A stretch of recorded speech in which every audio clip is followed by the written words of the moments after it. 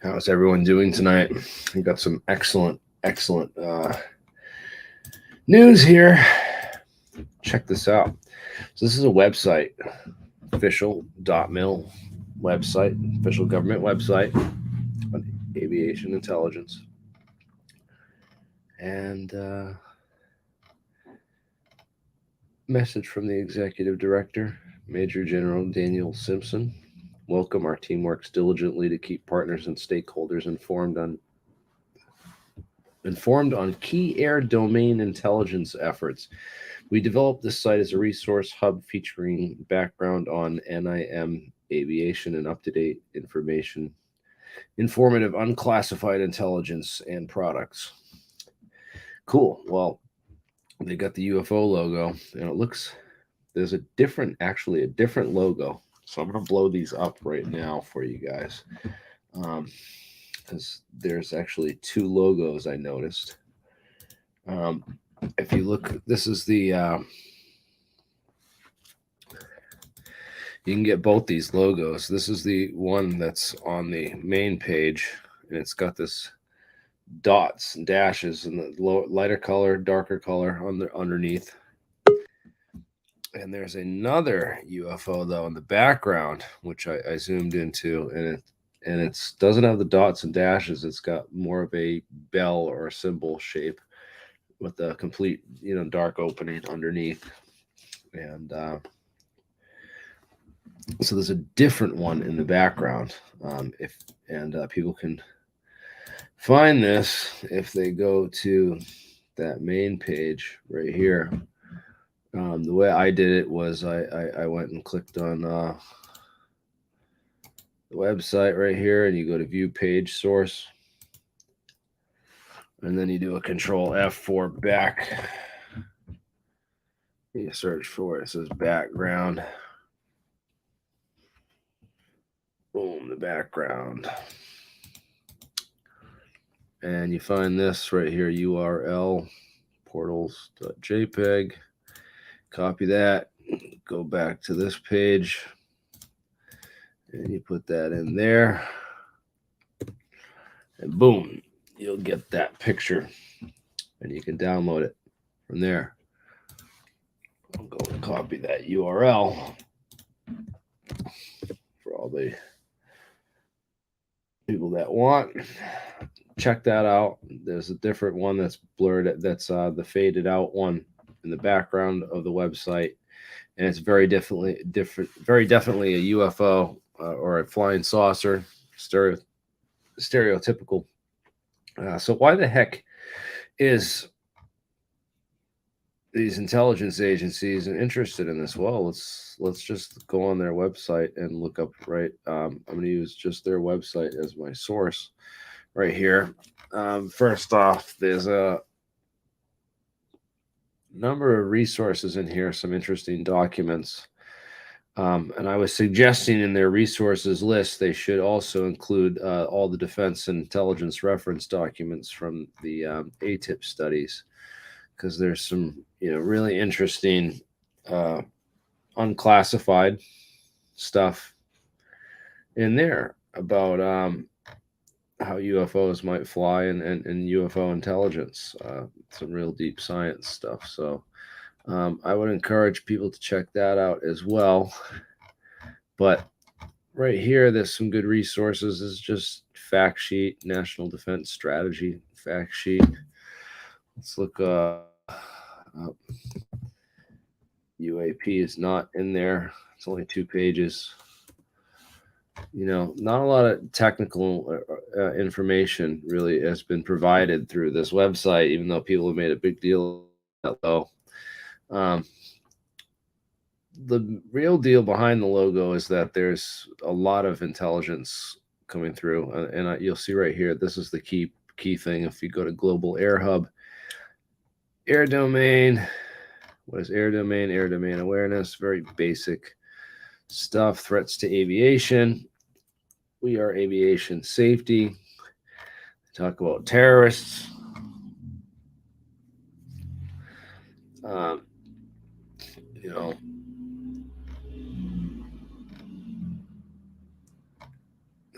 talk some stuff about 9/11 intelligence, but very basic, very limited. Nation states, cyber vulnerabilities. Yeah, well, what about insider? Yeah, insider threats.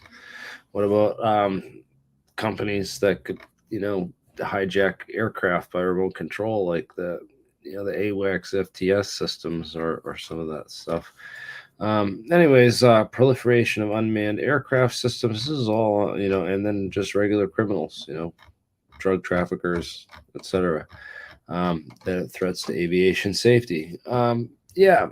Well, where's the aliens or UAPs? Doesn't really have like a, talks about drones and unmanned aircraft systems, but it doesn't really like have like a foreign intelligence, I guess. Where's the UAP thing? So there's not really anything there under the threat assessments that would deal with unidentified aerial threats. What's in there? The hypersonics thing's interesting. It's got a 2020 document. Oh, this looks very interesting. I'm gonna have to read. This is gonna be some good reading for later. I have to dig through this. Ballistic missiles. It's just a overview of what's out there. Some good intelligence on state of the art ballistic missiles, and even some of this hypersonic. Yeah, these hypersonic ICBMs.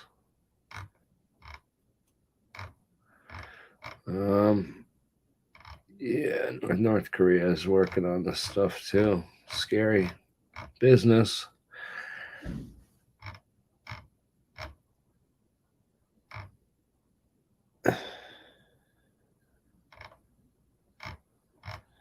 Well, yeah, this is an interesting document.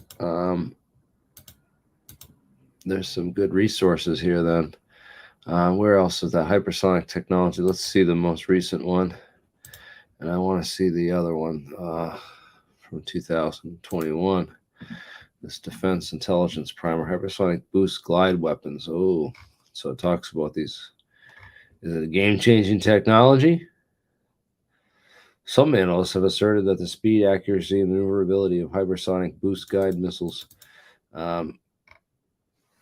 will fundamentally change the character of warfare. Well, that's interesting. Mach 20 plus super hypersonic, super cavitating weapons. It doesn't really talk about the technology, even though it's out there and we've talked about it on this channel. It doesn't really talk about the actual technology used for this stuff. Let's see if it's in the 2022 report. Nope.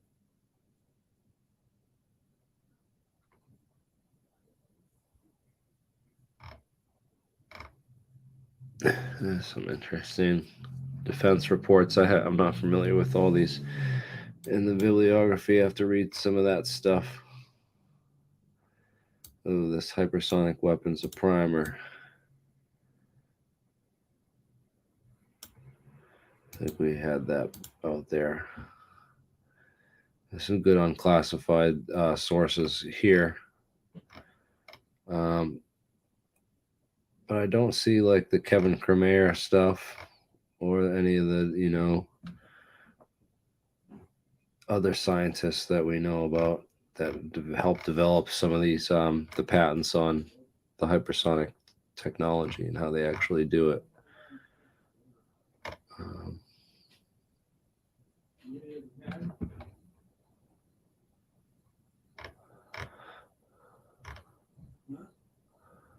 Interesting.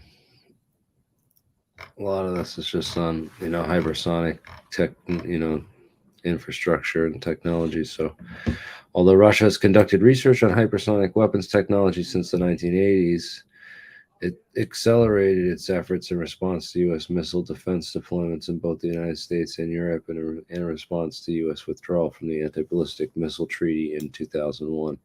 Detailing Russia's concerns, President Putin stated that the U.S. is permitting constant, uncontrolled growth of the number of anti-ballistic ballistic missiles, improving their quality and creating new missile launch areas.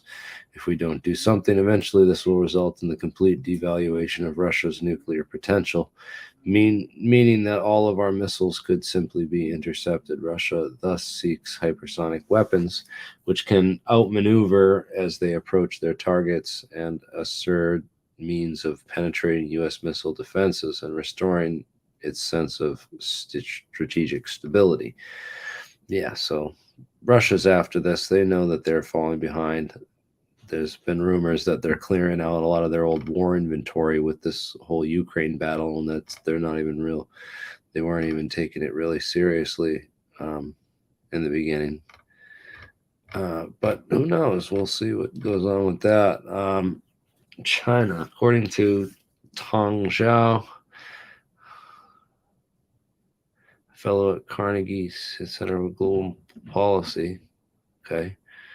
Most experts argue that the most important reason to prioritize hypersonic technology developments in China is the necessity to counter specific security threats from increasingly sophisticated U.S. military technology, such as U.S. missile defenses. In particular, China's pursuit of hypersonic weapons, like Russia's, reflects a concern that U.S. hypersonic weapons could enable the United States to conduct a preemptive, decapitating strike on China's nuclear arsenal and supporting infrastructure. U.S. missile defense deployment could limit China's ability to conduct a retaliatory strike against the United States.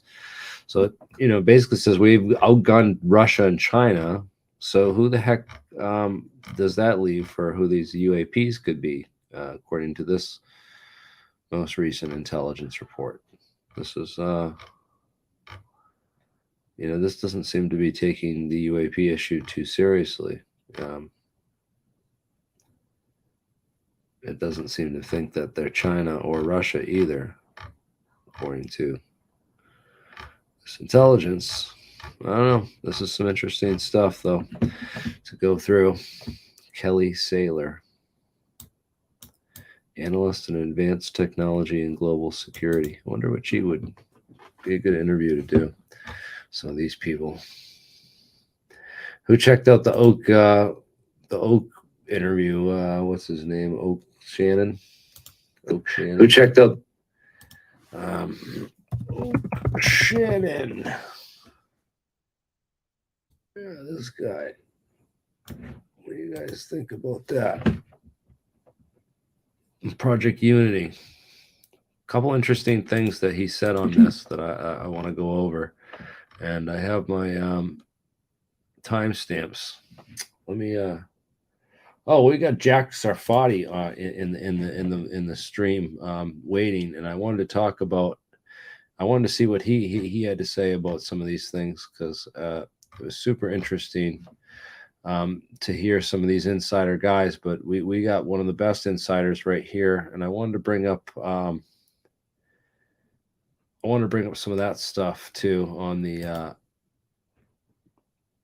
this paper from the thread this morning, and talks a little bit about this. So we got this guy on. Jack, welcome. What do you think about this military dot mil website having this this logo on here? Well, is it real, or has it been photoshopped in? I thought there was some talk on Twitter that it might not be legitimate, but it sounds like it is. You've checked it out. I don't really know. Well, it's yields a real website, and it's got some.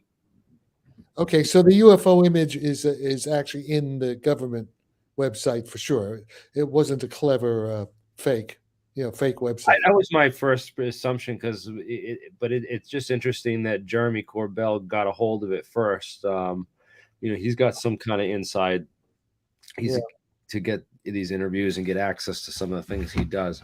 Okay, well, my general position on it is that none of these government people really have a clue as to what's really going on, because their minds are way too limited. They're just not smart enough, or even if they're smart enough, the culture, the military culture, and I know something about that, is so suffocating. It's in such a small box. for what is acceptable, that they don't even know how to ask the correct questions, and they're not talking to me. They should be talking to me if they want to know what's going on, but they're not doing that. Well, I mean, I'm pretty high up, and I'd say I've been researching this for 15 years, and I definitely would outstripe those two Pentagon people at the House Select Committee Intelligence hearing on UFOs. I mean, were they really stupid, or were they just pretending, not to know? They I don't know. to me, they seem pretty stupid. To me, they seem very uneducated, just unprepared, and totally not up to the task. I mean, they're bureaucrats. They're political. I don't even think. I mean, I don't want to say too much. I don't really know them, so I should shut up. But I have a very negative opinion of the competence of these people. It's comparable to what Einstein and Sizzler wrote the Roosevelt letter, explaining that, hey, there's this technology out there, and the government needs to be aware of it, and that started the whole Manhattan Project. Yeah, well, my professors at Cornell were the key people in the Manhattan Project. My undergrad, my senior thesis advisor was Hans Bethe, who was head of theoretical physics division at the Manhattan Project, and Phil Morrison, another undergraduate advisor. Phil Morrison was there with these were all Oppenheimer's associates. Phil was the first physicist in Hiroshima, after the surrender, investigating the damage done in Hiroshima. So I'm very close to all that. I mean, I was at Cornell as an undergraduate in the late 1950s, only 10 years after the end of World War II, and all this stuff. I can remember all this stuff was very, very, current when I was, a young student, and because of that, also, the British intelligence were there at Cornell, the Ivy League school. And I was also recruited into, at Her Majesty's Atomic Energy Research Establishment in Harwell. So I used to go back and forth when already I was a graduate student at UCSD La Jolla, and I used to go back and forth, to England quite a bit. So I was read into all this military intelligence stuff. Also, I worked with a CIA company for a while in. This was like 1962, 1963, a MITRE corporation, a branch of MITRE Corporation on Route 2 in Lexington, Massachusetts, called Technical Operations. And this is when first lasers were coming out. They were trying to, make lasers in satellites to see stuff on the ground. So, and then I was at Ford Philco Aeroneutronics, which is another big defense agency, defense contractor. So so I know something about these things. Interesting. So he's insight on Southcom, which is the opposite of Northcom, which is. Okay, so the point is this. You see, here's the thing. Although I don't know, the details, like how to make a metamaterial that's going to do the job that we see in the flights of flying saucers and the Tic Tacs, I do understand the basic physics behind it. Okay. And these people in the government should be talking to me so they understand at least what I understand. Then they can, get other specialists in condensed matter physics, to try to work, even people like you, to try to develop materials. So I was at this conference in San Jose, and I regret not having the time before my flight to meet up with you, because I know you're in San Francisco. That's far. San Jose is far from where I am. It's not easy. Yeah, it's not easy. But next time, if they do it again next year, we'll have to plan it out a little better. And you have to come like a day early or something. I did get to meet with Michael Boyd from APEC, which was great, and we had a good time. But I don't know him. So what was this conference about? What was the subject of the conference? It was this Secret Space Technologies Applications Conference. And that one. Oh, was that? That thing? there was two other interesting speakers that talked after me on the first day. Rizwan Verk and I forget the other gentleman's name. I'll have to look it up. But they both talked about machine learning and artificial intelligence, assisted Yeah. artificial intelligence learning for material science applications. Oh yeah. Well, that's And important.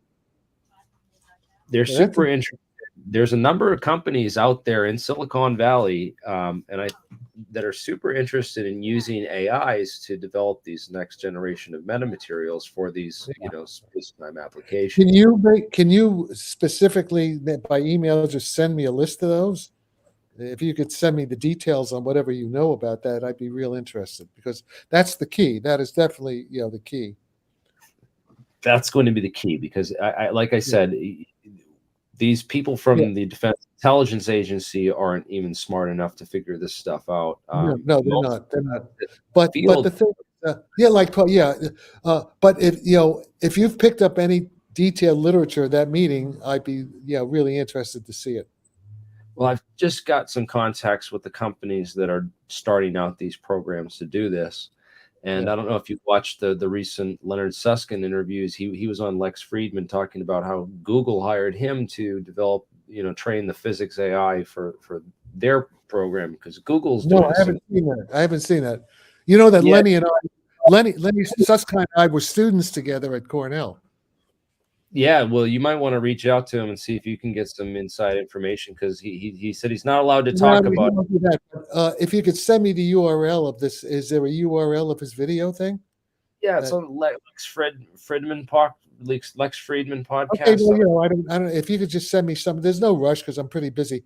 But if you could send me the link, then I'll take a look. I'll see with the timestamp that he talks about that, and then there's another recent thing that he did on. Where was it? No, this one. It was the excerpt from his Susskind. Okay, this is an older one on the entangled black holes. But there was another one that Leonard Susskind did at this gravitational conference where he talks about the strange metals and the extremal black holes. Okay, that's interesting. Yeah, that was an interesting connection, I thought, and I wanted to get your thoughts on this whole idea. If you send me, I haven't read Lenny on this stuff. Yeah, I'm working on my own. I don't have much time. There's a lot of good papers. What is it? Gary Beckham and Art Wagner, send a lot of good stuff. I just don't have time to read everything. I'm right now busy arguing with Keith Wanzer, Nick Herbert, and Brian Josephson about the basics of relativity, okay, which I don't think they properly understand, and they don't think I understand it, but so we're fighting with each other, and we got to get that straightened out. So what is this from? Is that? Yeah, I noticed that. This was from Leonard Suskind's. I got to find the link for you where he talks about this, but this is there's a paper from Brown that I cite, and okay, here's the video right here. And is this Lenny's discussion presentation? There's a discussion. Yeah, there's a. Please send me send that to me, and I'll study it. Okay. Yeah, this is really good. This is from 2022 Oppenheimer lecture, "The Quantum Origins of Gravity." Okay, but send it to me by email because otherwise, Yeah. Lenny's a very smart guy. And by the way, you want to hear a funny story? Yes, I do. All right. Well, Lenny's big thing in the last 20 years or so is ER equals EPR, right? Yep. Okay. And, Lenny and I, let's get a little bit like psychic, okay? The whole remote viewing, quantum entanglement of minds, paranormal stuff. Yeah. Lenny and I worked together for several months around, I guess it was 1963 at Cornell on this problem with this guy, Johnny Glogauer, this problem of how to describe time in quantum mechanics and also phase, for coherent phase operators. So you might say our minds were entangled then, okay? Yeah. And so we had EPR entanglement of our minds back in 1963, 1964. And And in fact, and even after that, when I first came to California, I stayed with Lenny and his wife. My wife and we stayed at Lenny's house in Berkeley. This is when he first got to Berkeley from Cornell, around 1965, I guess that was. But in any case, in the early 1970s, I was basically recruited by the Central Intelligence Agency and people from the DoD. So all with Hal Puthoff and Russell Targ, at SRI, the Stanford Research Institute, remote viewing in the early 70s, and some of this is in the book "How the Hippies Saved Physics," by David Kaiser, that book. But in any case, this guy George Koopman, who was one of our funders, he was Army intelligence spook, and he said to me and Fred Allen Wolf and Saul Paul Sirag, we had this, Lawrence Rockefeller was funding us. We had this big apartment complex up at the top of Nob Hill across from the Glide Memorial Church. No, not the Glide Memorial Church, the cathedral, the Grace Cathedral. There's Saul Paul, right? There's Saul Paul and there's all of us. In any case, so George says, okay, guys, there are two things the CIA wants to know: how do flying saucers fly, and what is consciousness in terms of physics? And Werner Erhard, the L. Ron Hubbard Scientology spinoff guy, he was giving us money, the Physics Consciousness Research Group, to work on these two problems, basically for the CIA and the intelligence agencies. Okay, Lawrence Rockefeller was putting in money secretly. There was his girlfriend, Jean Lanier. I mean, there's a whole kind of thing going on there, okay? All right, so at the time, really, we didn't know anything. We didn't know, even the quantum mechanics. But in 50 years, but working on this problem 50 years, okay?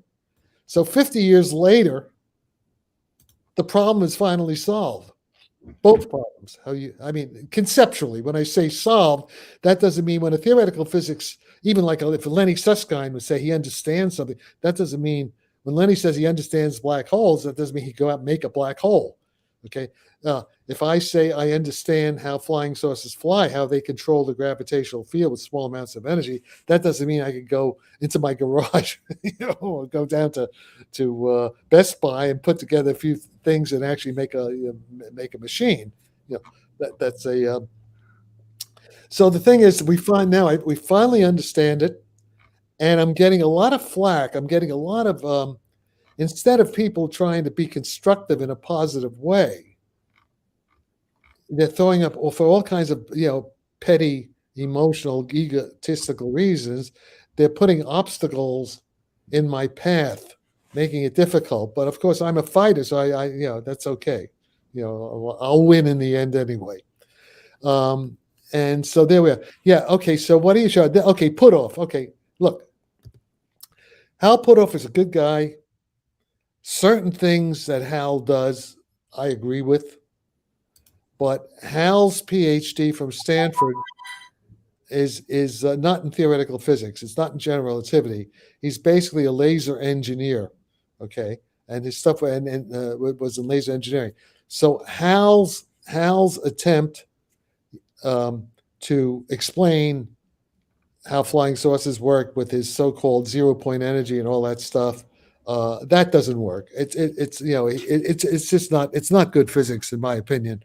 And the problem, people like Eric Davis, who work with Hal, and Eric Davis, who's the darling of some of the defense people, see, that's what they're selling. They're selling this bad physics at the top levels. People like Christopher Mellon and Louis Elizondo, all the big players in the UFO field, and who have access that they can talk to Senator Rubio and Gillibrand, people like that. And so they're giving disinformation. Now, I don't think they're doing it deliberately. It's just that's I just think they don't understand what they're talking about. But the point is, what should be done there is for us all to get together, say at a Senate intelligence hearing or somewhere in the halls of the Pentagon, or do a Zoom, because I'm not going to physically go there. I'm actually going to. I'm actually on, A soul, well, soul conference or something. we should be doing Zoom meetings and debating the issues. In other words, Hal Porter, Eric Davis, these guys, they should give their theory and what they think, and then I should say what I think, and Absolutely. I'll say why I think what they're saying is wrong. They'll say they'll say what I'm saying they think is wrong, but at least get it out in the open, because that's the way progress is made. There's always a what. That was like totally my vision for the APEC conference, but unfortunately, it gets bogged down with some of the other people that we let on and stuff, and you have to keep it open, and we have to keep it consistent. Yeah. So. Okay. Well, the thing is this. Here's my general thing. I mean, all you guys, I admire what you're doing. Also, Tim Ventura, but almost everybody in this field. Okay. Almost everybody in this field, in the UFOs, into UFOs, I know they're trying, some of them mean well, but they're just not good enough in physics. Yeah. There's a lot of really crazy, stupid ideas that have just not, and let's get back to the physics. And I want to talk about this because I have a lot of questions I want to cover. Okay, go ahead. You criticize, this paper actually was written for the DIA, Defense Intelligence Agency. Which paper is that? Let me see. I don't know what paper that is. This is the Is this Eric Davis? Eric Davis, yeah. This is Eric Davis. What it is. Yeah. Just go slower. Just go through it again. I think I've seen this paper, but go on. Go slow. Yeah. Okay. This paper is out of date. It's like 10 years or 12 years old, right? 10 years old. Okay. Well, what Eric Davis is, this is all. Okay. Yeah, it's all right. Yeah, it's what Eric Davis did there. You're going a little too fast. What Eric Davis did there is to he's like an editor, okay, and he he collected a bunch of standard kind of textbook things that were known back then and all that. Yeah, what he's doing there is kind of stuff I do too, but he doesn't have any original ideas. And the problem with all this stuff is, this is now okay. Going too fast, I wanted to jump to the end about his. Okay.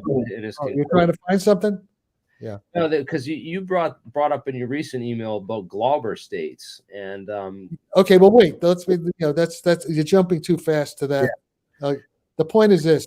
Okay, but what do I want to say about this? What Eric Davis is doing, it's all good stuff. It's all true stuff. It's all textbook level stuff, and he's showing the basic mathematics of general relativity. He's throwing in some of Hal Puthoff's stuff, which is kind of irrelevant. It doesn't really explain anything.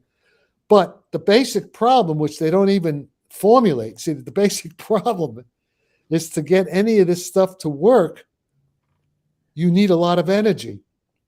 Normally, okay, if you're in the textbook, you need a lot of energy. And that's the problem, the energy barrier. That's the problem.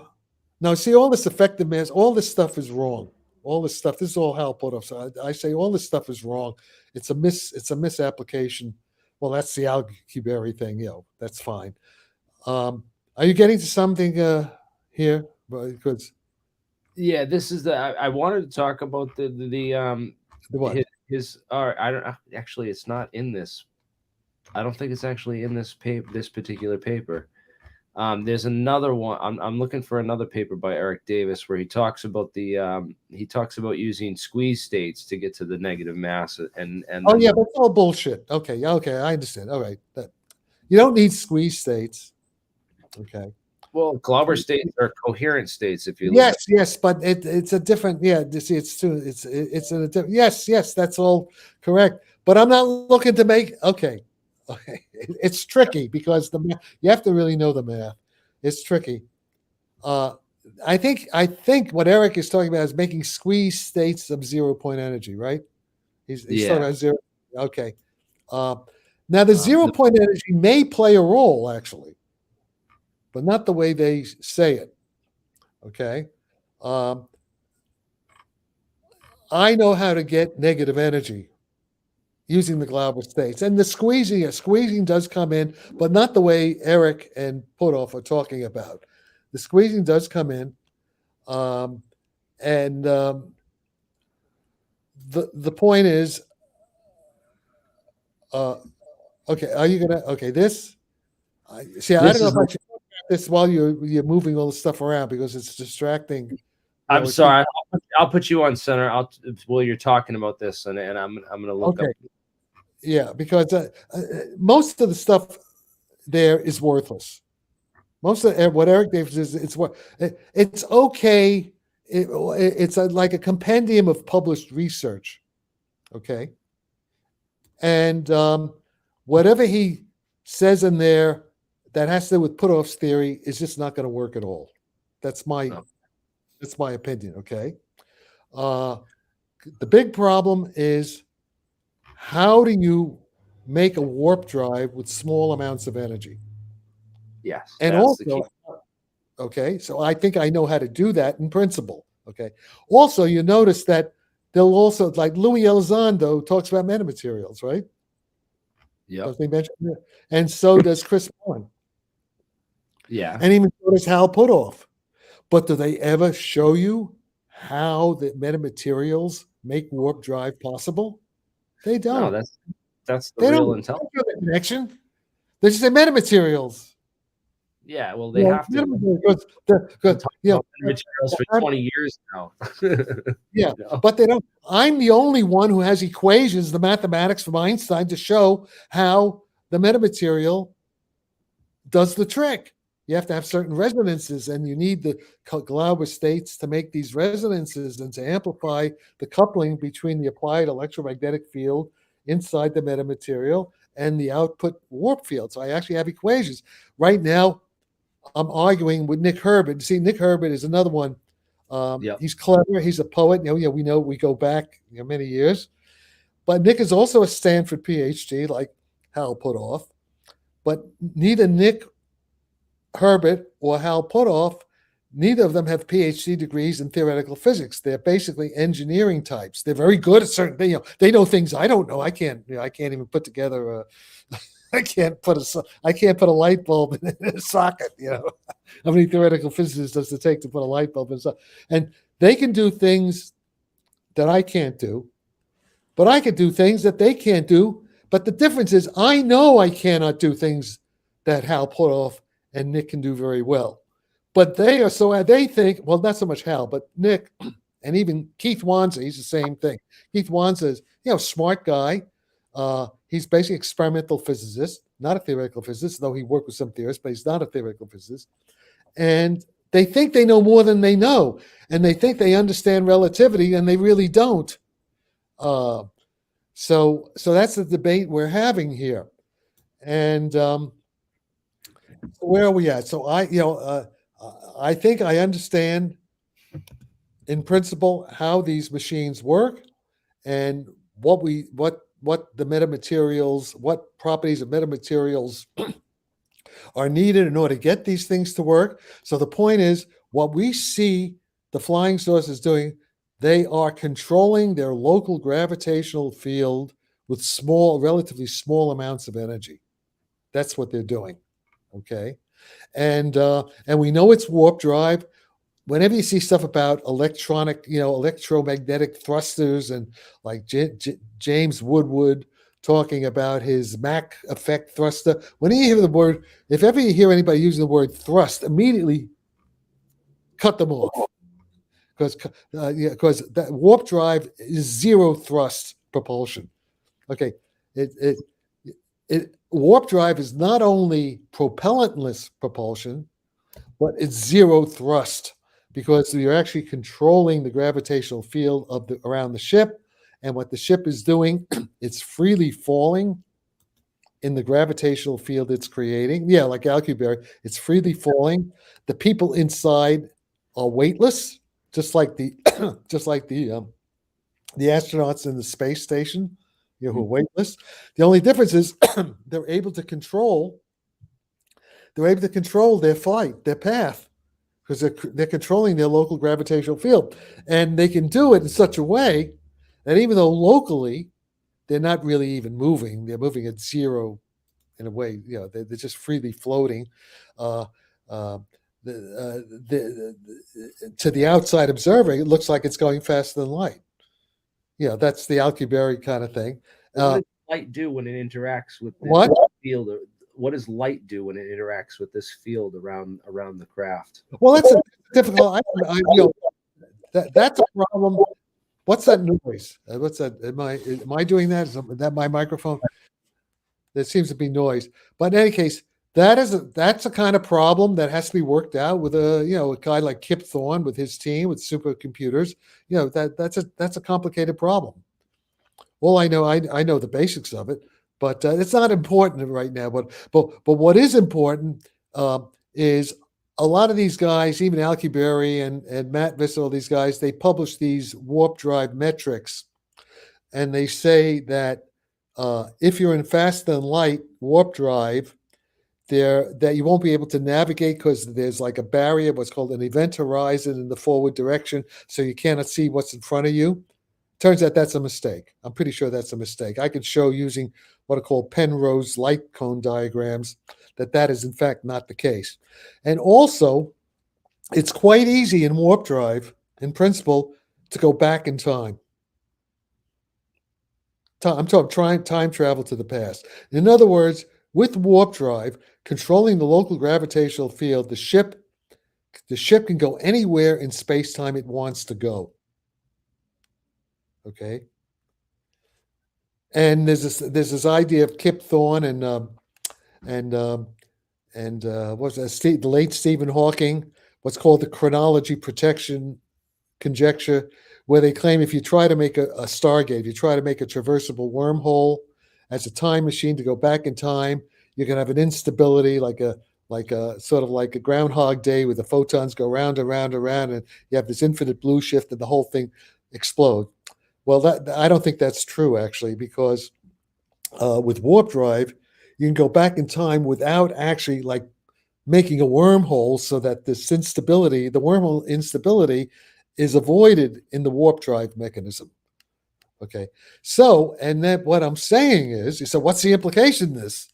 The implication of this is that these Tic Tacs, these flying saucers, they're coming from, some of them at least, they're coming from our future.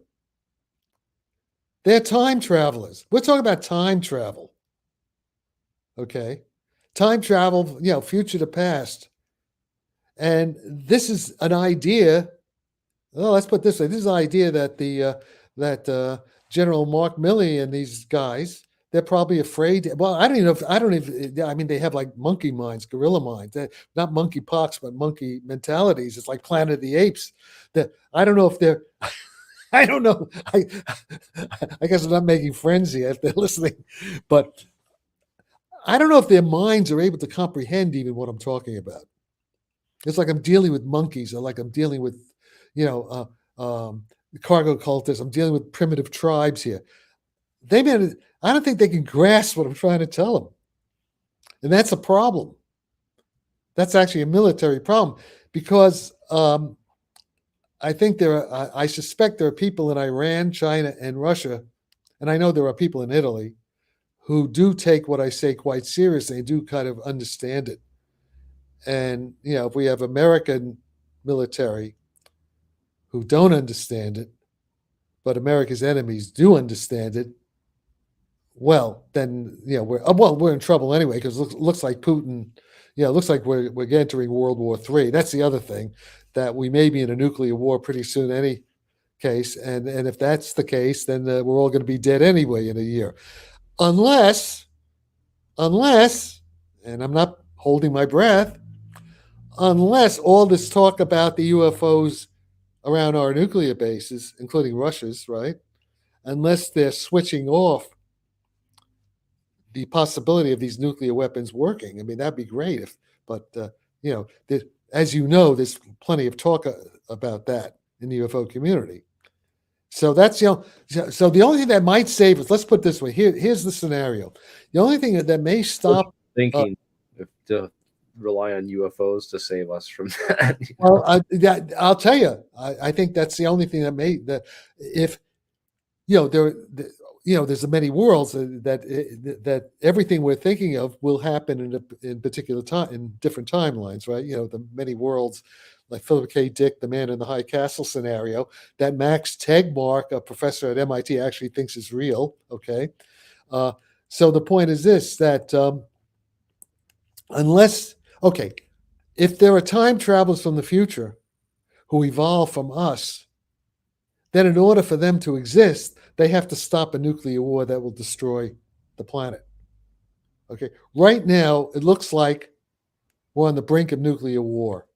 It looks like we're pushing. The stupidest thing we could have done, our leaders could have done, was to supply Ukraine with advanced weapons to put Putin into a corner.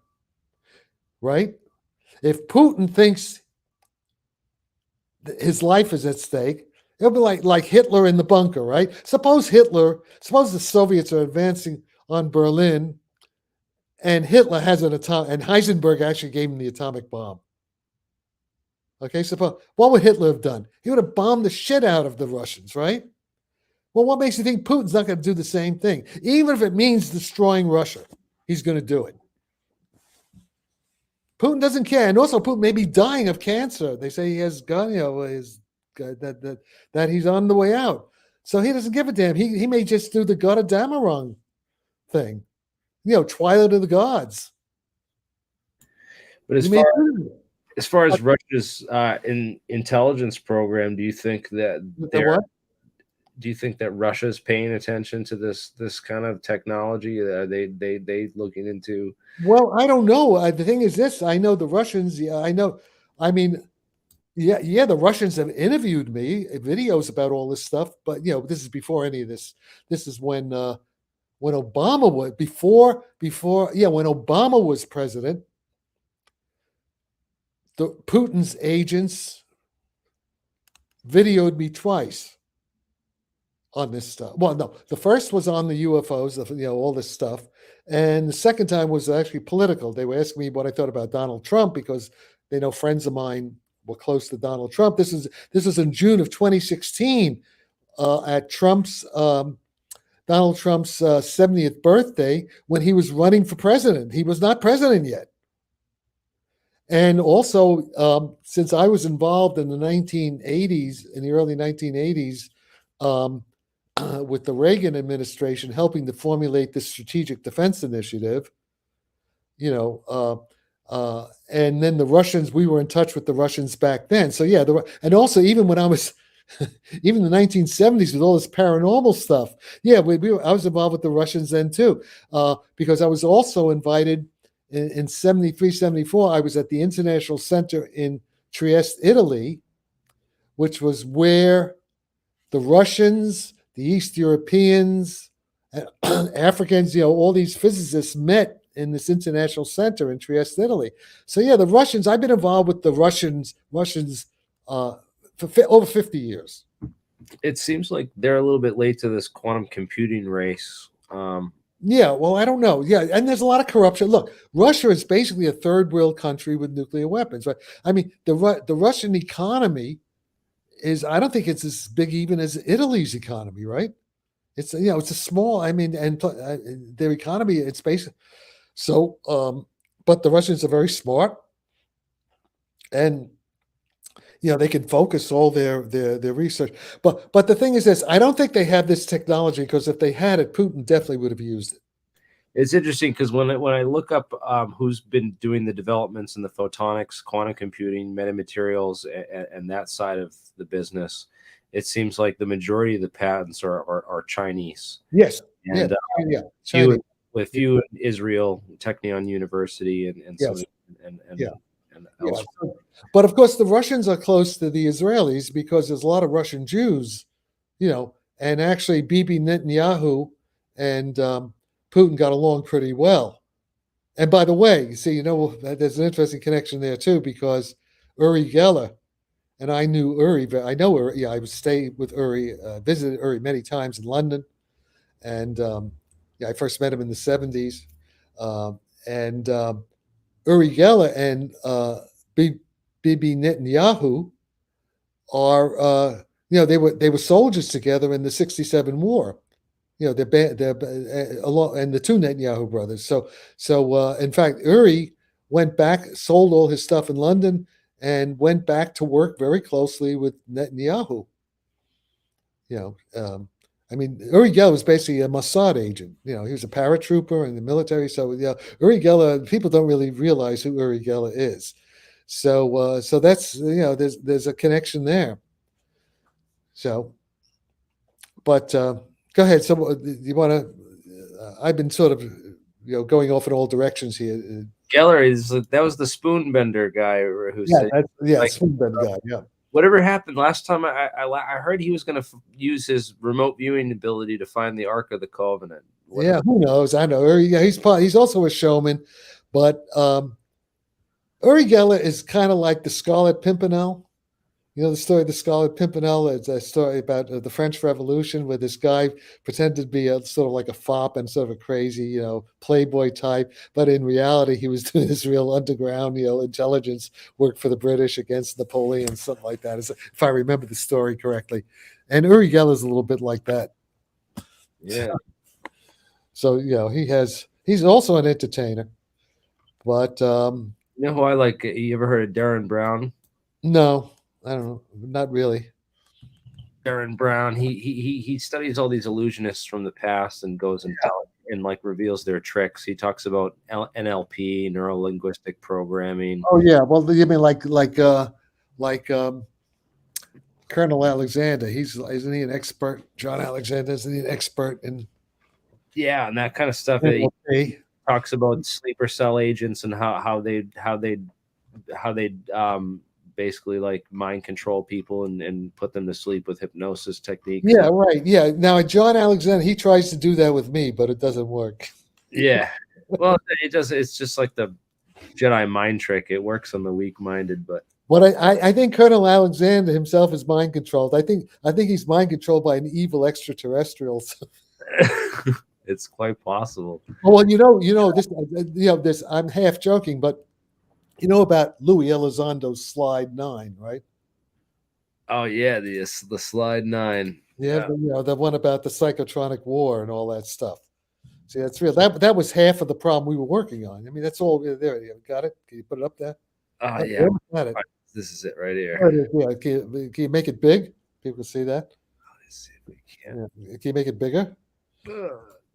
See, all that stuff is real. This is what I've been working on for 50 years. This is what they want me to work on. Yeah, that's the problem. Penetration of solid surfaces. So they're working. I don't know about the penetration. Okay, let's go through this. The psychotronic weapons, yes. Cognitive human interface. I'm saying what I think, what I kind of understand what they're talking about. Because I don't know who wrote this. Who wrote this was kind of an idiot. Now stay on. Yeah, I want to talk about MK Ultra subproject 68 because I don't know. Well, I don't know. You're going too fast, but I mean, I was in MK Ultra as a kid. Okay, I was part of MK Ultra. If you want to talk about MK Ultra, but let's sort of okay. This is connected with MK Ultra. It's connected. This is connected to MK Ultra, which I wanted to bring up. Okay. So weapons, there was a whole sub project under MK Ultra called Subproject 68, which dealt with psychotronic weapons. Yes, I know a lot about that. Okay, but let me just say, let's stay on this slide for a minute. Yeah, let's stay on this slide because I'm going to just give people additional sources that they can. Okay, so penetrate the solid surface. I don't know anything really about that. I'm not sure what is meant by instantaneous sensor assembly. Somebody told me about that. Yeah. So there was a guy named Isaac Kemp who was working for. He went and did a year in prison, in federal prison for taking documents home. The Air Force OSI arrested him out in Dayton, Ohio. He was working at Wright State University. And his PhD and physics papers are all in terahertz technology and terahertz wave technology. Okay. And he was working on like his PhD thesis paper was about like using terahertz wave to penetrate solid surfaces. Oh, I see. Okay. So that's okay. Well, there's a connection there, and it's definitely classified because he did a year in prison for bringing. Okay. Well, the thing is, we already know from Stuart Hameroff and other people the microtubule theory of consciousness, that our microtubules are sort of like terahertz metamaterial, biological metamaterial waveguides.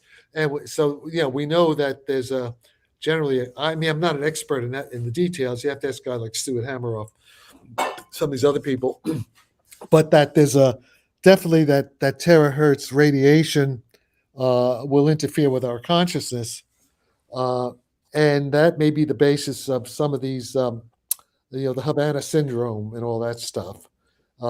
Yes, the skull penetrating waves. Yeah, and then that gets us to Skinwalker Ranch and the brain damage. The brain damage that I forget the name of Gary Nolan, because Gary Nolan did the CIA's research. Yes, and I'm in touch with Gary Nolan. Yes, because I also worked with Larry Lemke, who I know for a long time. I like Gary. What's your opinion of him? I just want to hear fantastic. Gary is great. Gary Nolan.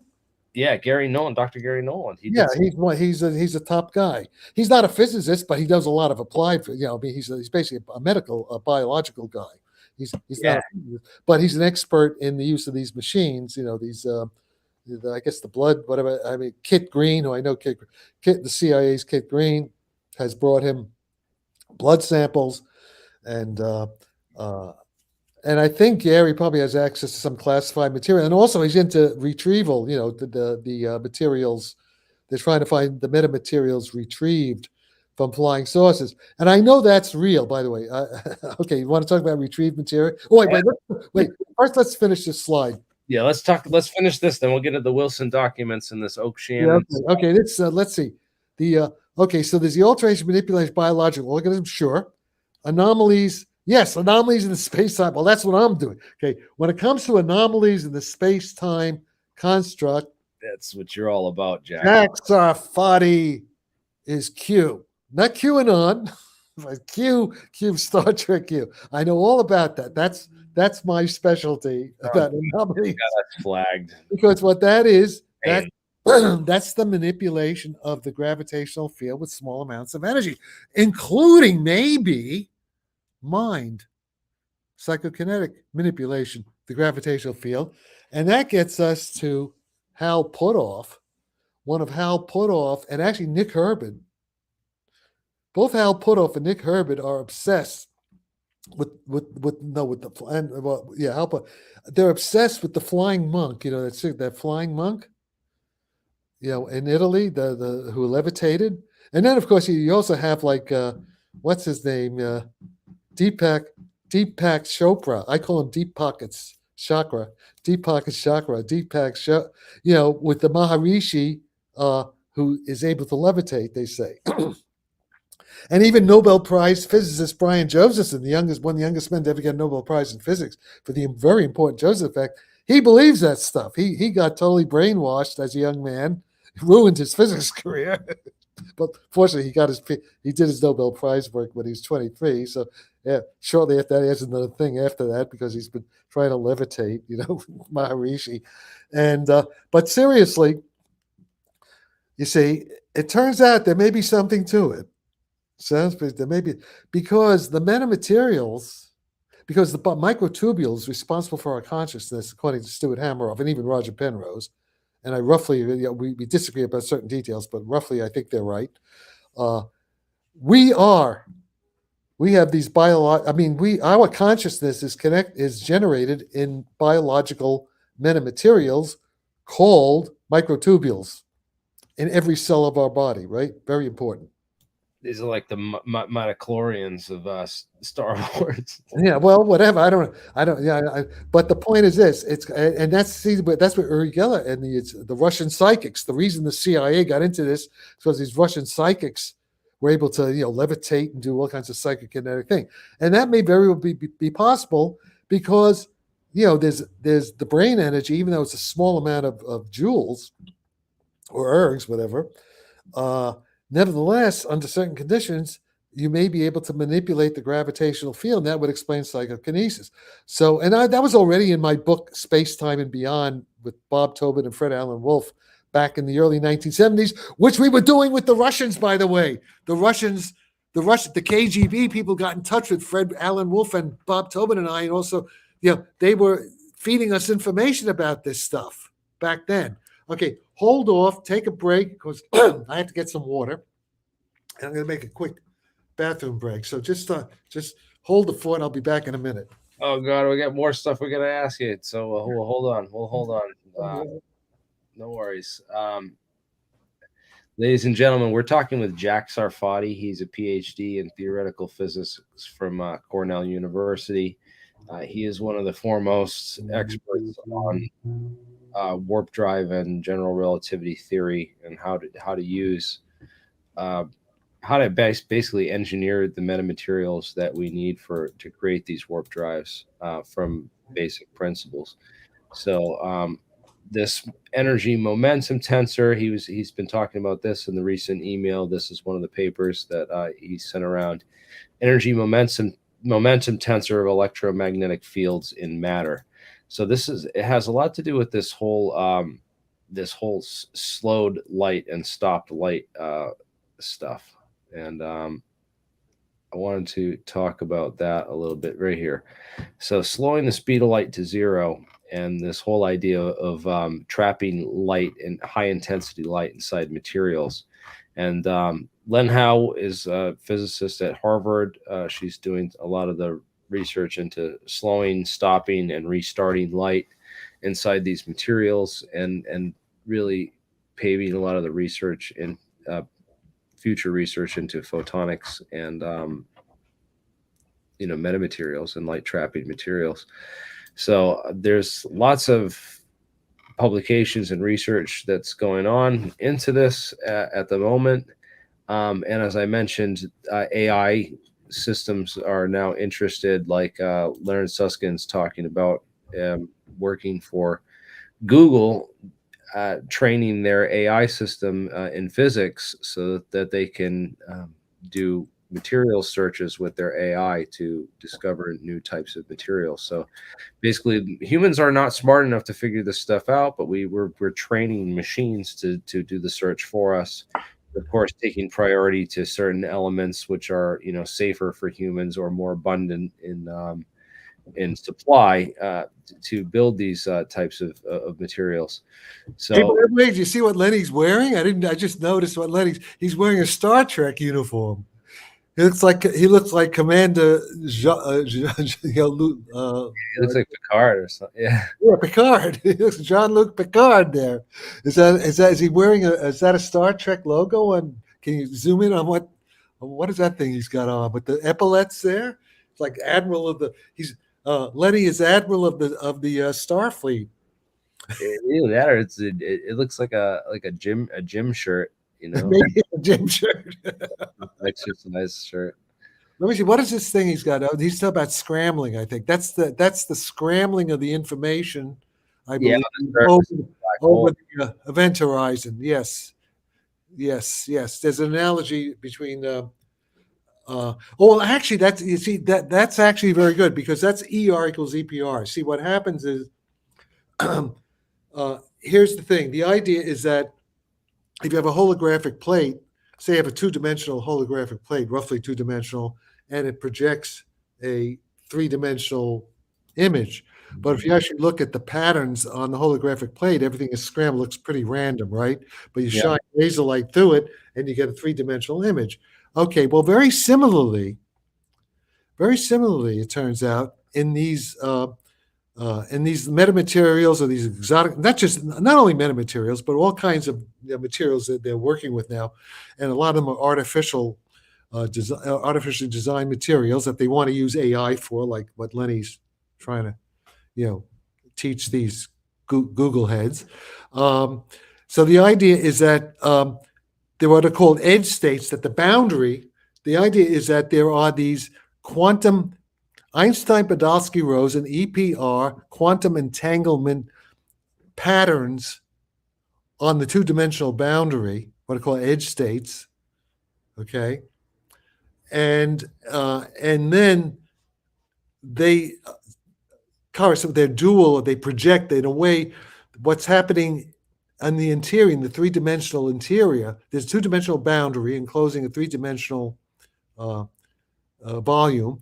So what happens? You have these quantum mechanical connections, entanglement patterns of information on the boundary, on the two-dimensional boundary, which in a sense project the three-dimensional structure of the bulk, what's inside the bulk, and that's sort of like these little wormholes, the EPR wormholes. The quantum gravity foam, it's analogous to the quantum gravity foam that John Wheeler used to talk about. Okay, but here's the thing. All right, now here's the big thing. Yeah, okay, right. Okay, this is his new stuff. He's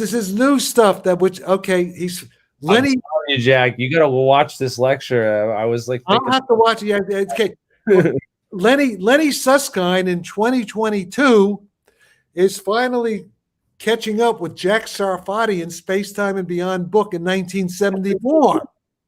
Okay, because that's already what I had. What he has there, that's what I had. What I had there in a more primitive form, not all this fancy ADM, CFT, all this fancy mathematics.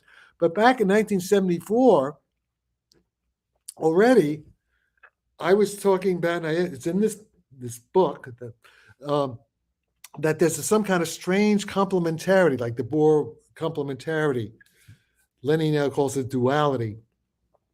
That there has to be an intimate connection between quantum entanglement on the one hand and Wheeler's quantum gravity foam, the little wormholes on the other.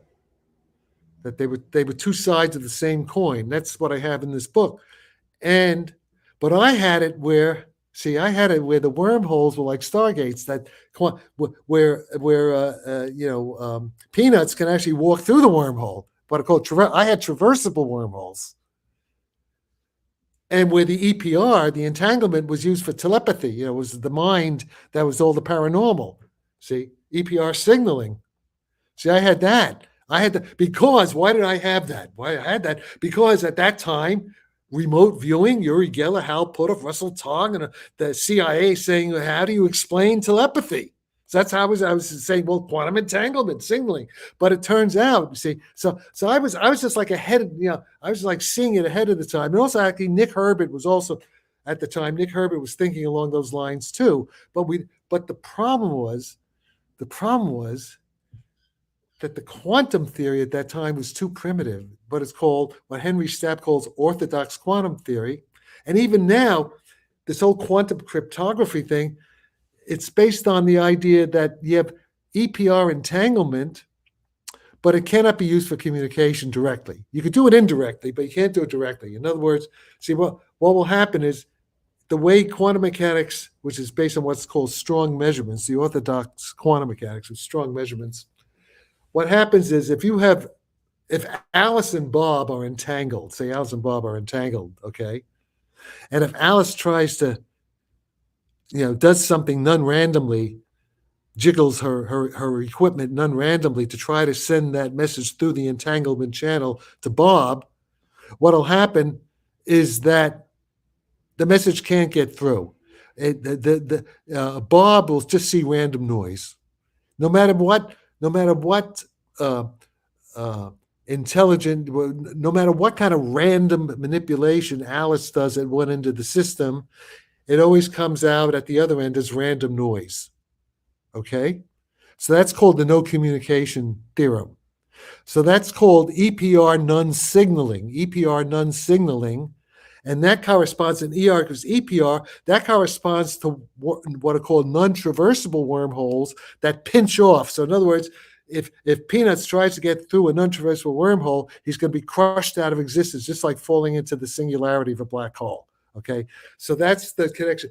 But I already had, beyond that, I had EPR signaling corresponds to wormholes that Peanuts can get through, like little stargates. Okay, and that was in my book. And why did I have that? Because I was trying to explain for the CIA and the Defense Department, basically, how telepathy in the past, psychokinesis, that's what the book Space, Time, Beyond is about. And then when we have like David Kaiser in How Hippie Say Physics, he's David Kaiser doesn't even know what I'm talking about, basically. So at the end of the Kaiser book, they said, well, it was an interesting thing, but Jack Sarfati and Nick Herbert failed. It was an interesting failure, but nevertheless, it triggered all this new quantum computing entanglement stuff. Okay. But okay. But the joke's on David Kaiser and everybody else. Because, yes, in a certain limit, everything they say is true. And we have these quantum cryptography things now for banking and stuff like that. But guess what? They're not really secure. They can be hacked because there's this bigger quantum mechanics. First, there was this guy named Yaki Aharonov, who actually is a close friend of Lenny Susskind. And Yaki Aharonov showed that the current, that the quantum mechanics that everybody was believed in back in the 1960s and even most of the textbooks now, it's based on what are called von Neumann strong measurements. But there's this more subtle technology, and they actually do this in the laboratory, called weak measurements. Okay. And with the weak measurements, you can measure things that you cannot measure with ordinary strong measurements. But what you have, if you have a bunch of weak measurements, you can like lump them together and you get back to the strong measurement theory. So put it this way, the strong measurement theory that is taught in most quantum courses in colleges even today is like a zip file. And there's this more detail. It's like a compressed file, and there's this more detailed quantum mechanics called weak measurement theory of Yaki Aharonov. And then there is this guy named Ephraim Steinberg, who's a brilliant experimental physicist. I knew him at Berkeley. He was a student of Ray Chow, who was a student of Charles Towns. In any case, at the University of Toronto, Ephraim Steinberg, and his papers are published on the archive, he has done all kinds of experiments showing how you get much more detailed practical information in optics and things that are useful for measurements using this new technique. But the whole thing is that in this new weak measurement theory, the way entanglement is explained as what is called local retrocausality. It's explained as signals going back from the future. Okay? So it involves backwards in time signals, all right? Now, there's one other thing that's left out. Even in Yaki Aharonov's weak measurement theory, you still cannot use entanglement to communicate directly, like what I was doing in Space-Time Beyond back in 1975.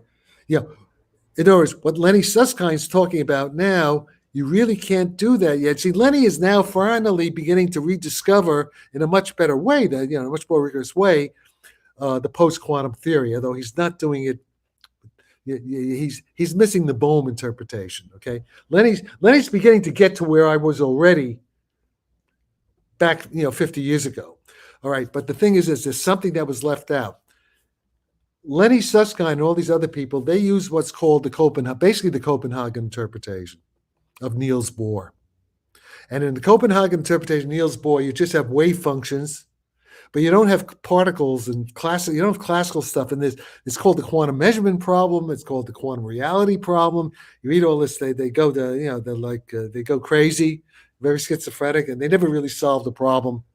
They have this what's called collapse of the wave function. Apparently, when the wave function collapses, it creates the classical world that we all kind of see with our senses, but it's very vague.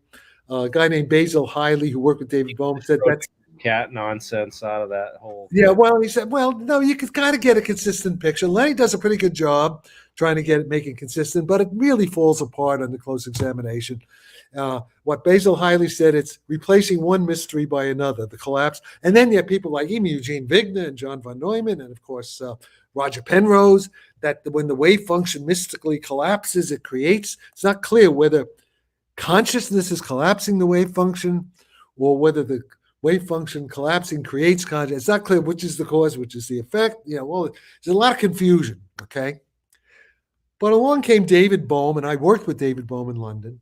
David Bohm, under the influence of Einstein, came up with this theory in which you have quantum mechanical, what you call pilot waves, and classical particles in classical electromagnetic and gravitational fields. They're both. It's like Cartesian duality.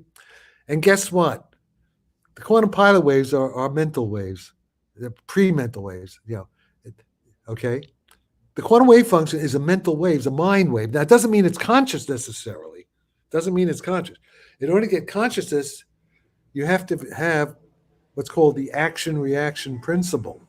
You have to have that the classical particles and the classical electromagnetic fields react back on their mental quantum Bohmian pilot waves.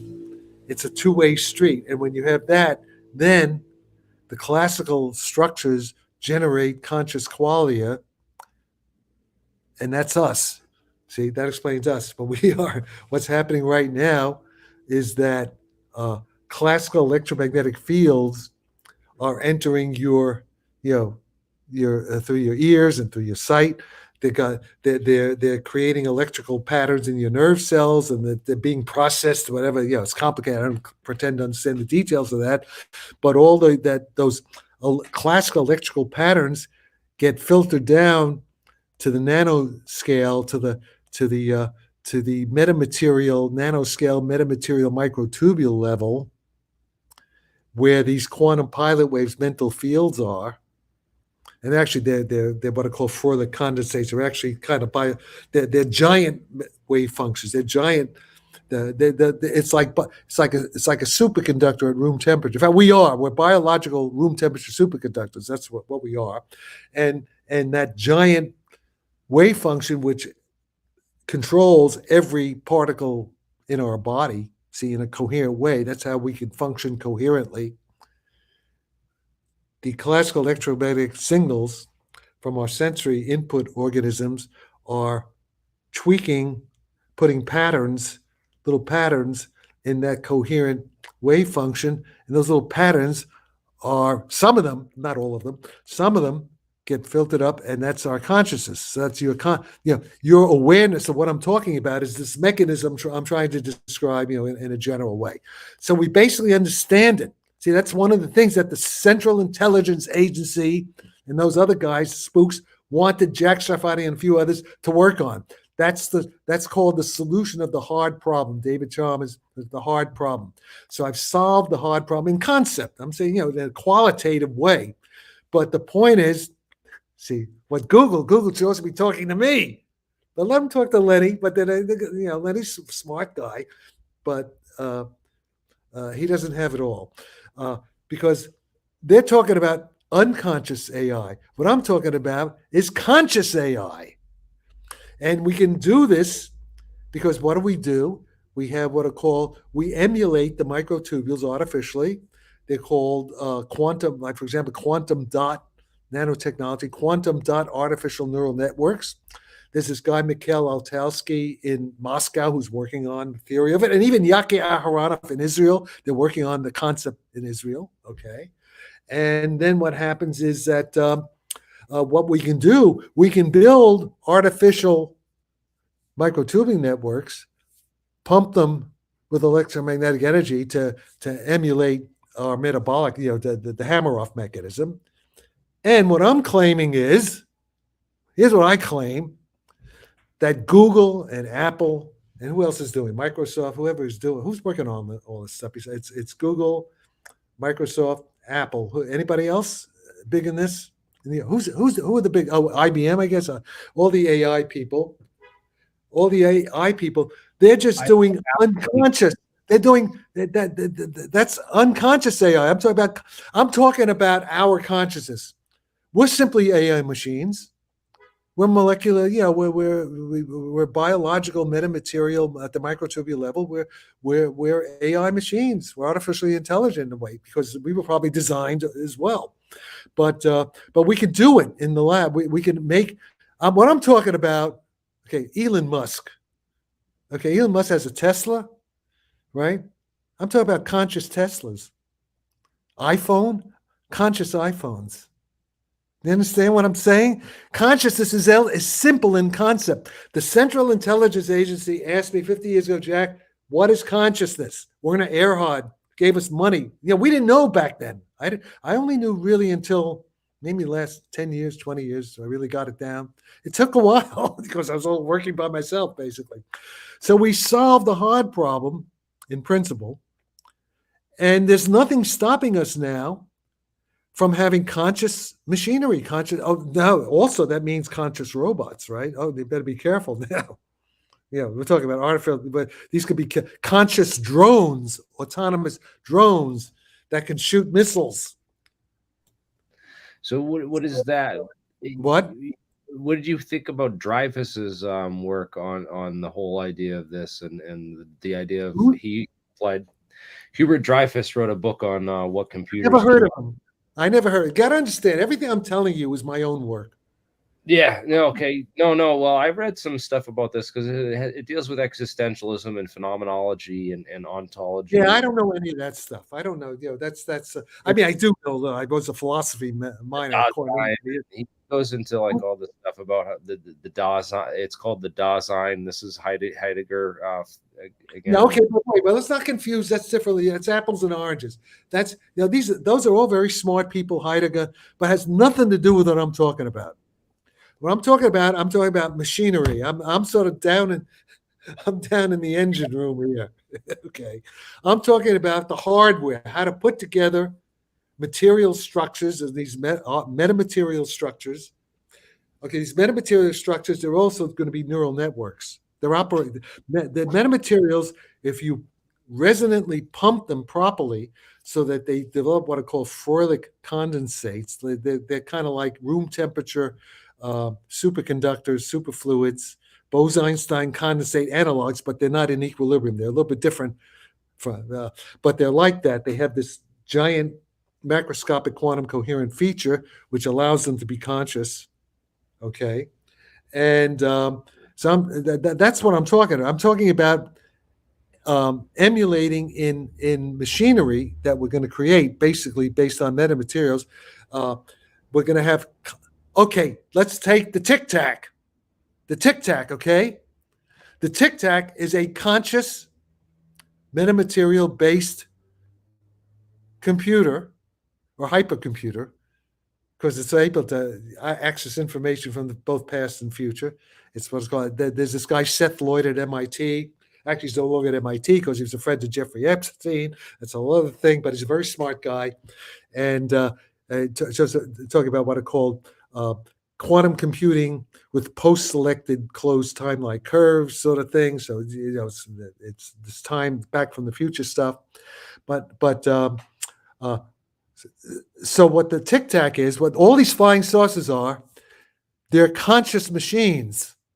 They're machines, but they have consciousness, the same kind of consciousness we have.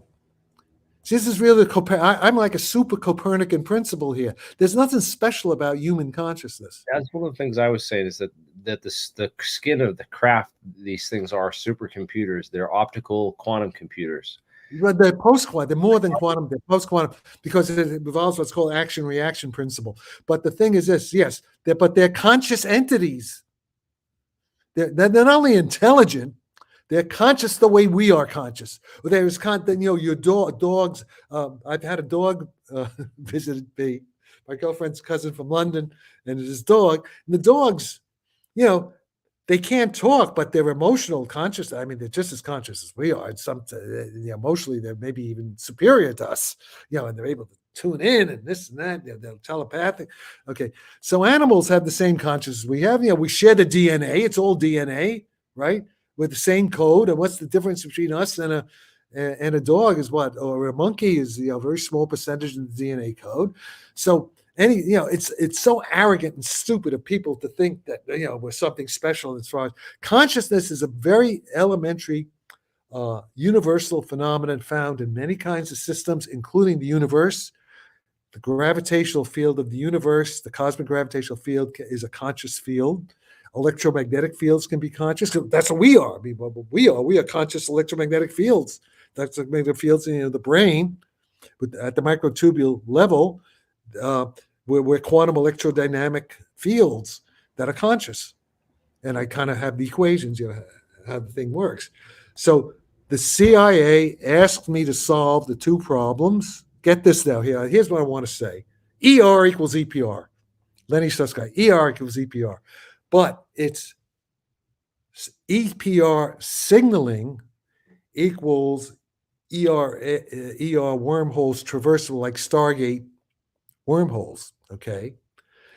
And and so all the high strangeness stuff, that Jacques Vallée, Eric Davis, some of the other people, at the this is all the Skinwalker Ranch stuff, right?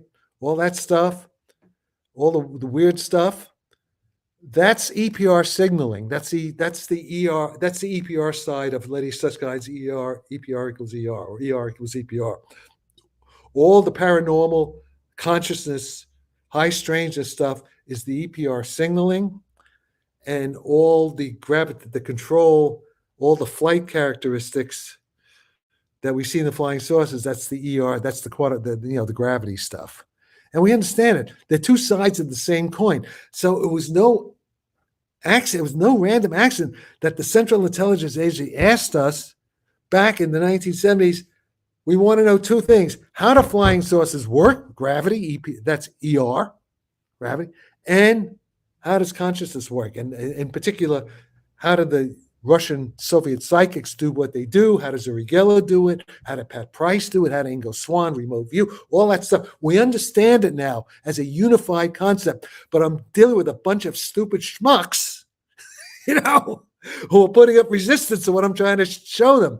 I'm dealing with a bunch of monkeys. The monkeys, it's like Planet of the Apes. I feel like Charlton Heston down in Planet of the Apes. I'm dealing with these apes, ape minds, primitives. They're trying to strike I'm like Prometheus bringing down, this is the fire of the gods. Here it is, guys. Just want you to, shut up and listen and try to understand what the hell I'm trying to tell you. And this is a little bit frustrating, I must admit. I'm going to get back on my flying saucer, go back to the future. All right. So there we are. And that's the situation.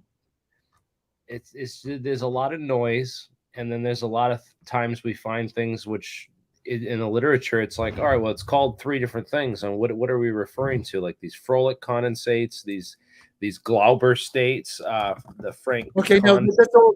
Look, let me just say all that, and all these terms are it's basic physics.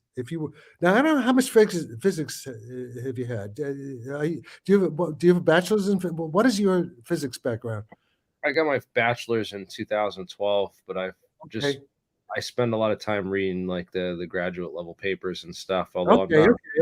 Yeah. So all this stuff, I have the mathematical modeling of it. It's very simple. It's not hard.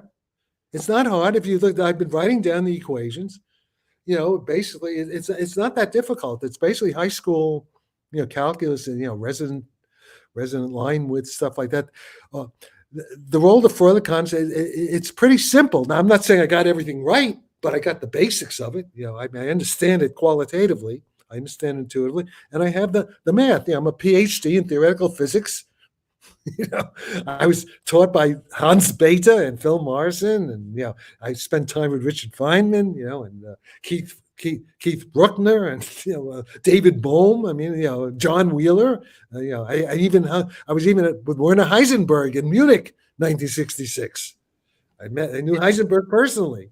I used to live in Schwabing, take the trolley car from down to the end of the line with the Max Planck Institute, have cookies and actually beer at times with Werner Heisenberg and John Wheeler. So I've been exposed to these guys.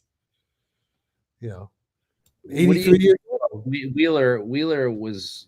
Do you think Wheeler was involved with some of the classified studies into UFOs? Okay, well, here's the thing. Oh yeah, let me make a correction, because when I was on with Tim Ventura, I said something stupid, and I want to correct that. I connected John Wheeler with Earl Wheeler. Now they may have known each other, because John Wheeler, was at the very top levels of the scientific intelligence. Vannevar Bush, he helped create the hydrogen bomb. He was with Edward Teller, and apparently John Wheeler and Earl Wheeler was the chief of the air. I think he was actually chairman of the Joint Chiefs, but Earl Wheeler was chairman of Joint Chiefs, I guess, in the early 60s, whereas when I was talking about what Wheeler was doing in the early 50s. So, see, here's the thing about John Wheeler. John Wheeler was doing nuclear physics most of his career, right? He was with, and I spent personal time with John Wheeler on several occasions in La Jolla, in Munich, Germany, and also at Caltech. So the thing is John Wheeler worked with Niels Bohr in the early 30s on nuclear fission, liquid drop model nuclear fission, and it was because of Wheeler's work with Bohr in Copenhagen back in the 30s, and then Lisa Meitner did the the experiments on nuclear fission, and then that helped Einstein and Szilard got FDR, the whole Manhattan Project. By the way, Manhattan Project was started up at the Bohemian Grove, here, Bohemian Club here, which is okay. And Oppenheimer came to the Grove, and I know something about that, but I don't want to give too many details. I mean, I'll stop there because I got to be careful about that. But and then they had the Manhattan Project, and Wheeler. I guess Wheeler was in charge of the isotope refinement up at Hanford and maybe at Oak Ridge too. But he was doing nuclear physics. 1947 happens, Roswell, and there were other things besides 1947, right? And then suddenly, around 1952 or so, Wheeler switches fields in a sharp discontinuity going into gravity theory. Okay, going to gravity theory. Remember, Wheeler has the highest levels of security clearances of anybody. Okay. And of course, Wheeler, Einstein was still alive, and Wheeler, Einstein was there with Wheeler. So I guess Wheeler wanted to work with Einstein. David Bohm was there too, and I used to work with David Bohm in London. Okay, so Wheeler started working with DeWitt, who was a member of the secret college there, and published. DeWitt, yeah, I know, yeah, Bryce DeWitt, yeah, I know. I knew him, not well, but we met him, close. You met him. Oh yeah, absolutely, Bryce DeWitt, yeah, down at but the point is, and there was not only Bryce DeWitt, Witten's father, right? Is it Lewis Witten? Witten, the guy. So I said the guy, Lewis Witten's father was into UFOs, into flying saucers, right? They're part of this Majestic 12 and all that. Okay, so the thing is this. Also, I was a kid. Okay, it's the other thing. The other thing is that my grandfather worked for the Army in New York, was in the Army, and then after that, was working for the Army at the Quartermaster Corps, and I was living with my grandparents. So I used to go down after school, or when there was no school, I would hang out with my grandfather at the Army Quartermaster Corps down in the Garment District, okay, where they had these labs. They had the cold weather, tropical weather, different labs. And here is like a 10-year-old kid, and this is like 1950. Here's this kid. I'm allowed to run around in these Army labs. Things were a lot more informal at that time, right? Here I am, playing. My playground was this Army Quartermaster Corps building. And also right near it was the John Wanamaker building where they were filming, Captain Video. Captain Video was like Flash Gordon kind of video. So as a little kid, 10-year-old, I was able to go over to the studio and watch them filming some of these episodes of Captain Video. What am I doing there? Right. So guess who I think so at the time, there were these, I'm pretty sure it was Philip Corso. Because when I saw a picture of Philip Corso, it rang a bell, this kid. I was being interviewed by these Army officers. Okay. And I was a kid, I was reading all the science fiction, it's rockets to the moon, and, kind of that. So I was already part of a program, a military program. And then we were talking about flying saucers. I remember talking about flying saucers. Back like 1950, 51. And then my whole high school thing, I was in a special program run out of Columbia University. This guy named William Sheldon, professor, who worked with Eugene McDermott, one of the founders of Texas Instruments. And these guys from Albuquerque, New Mexico used to come up. This is during the McCarthy era. The whole thing's like 1953 to 56. And after school, with these other bright kids, these genius kids, we were part of this program. They would, it's right out of it's like a science fiction movie, but it's true. They were testing us like Ryan to see if we had psychic power. They're trying to do, psychic experiments. Some of the kids, I never, but, they were also talking about flying saucers, talking about consciousness, all this kind of stuff. I was part of this program.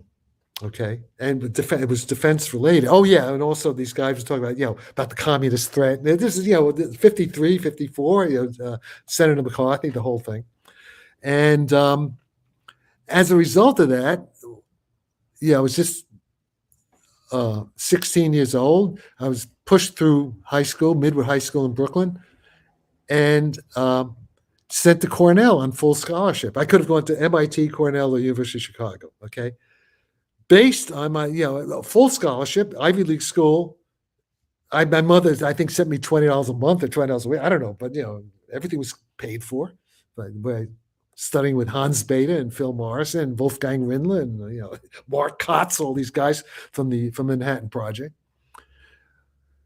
Okay, so and then I was and this guy Walter Brink, I was told that the reason I got into these colleges, there was a 10-page report written by these people from Columbia on these kids, being in my case, 10-page report.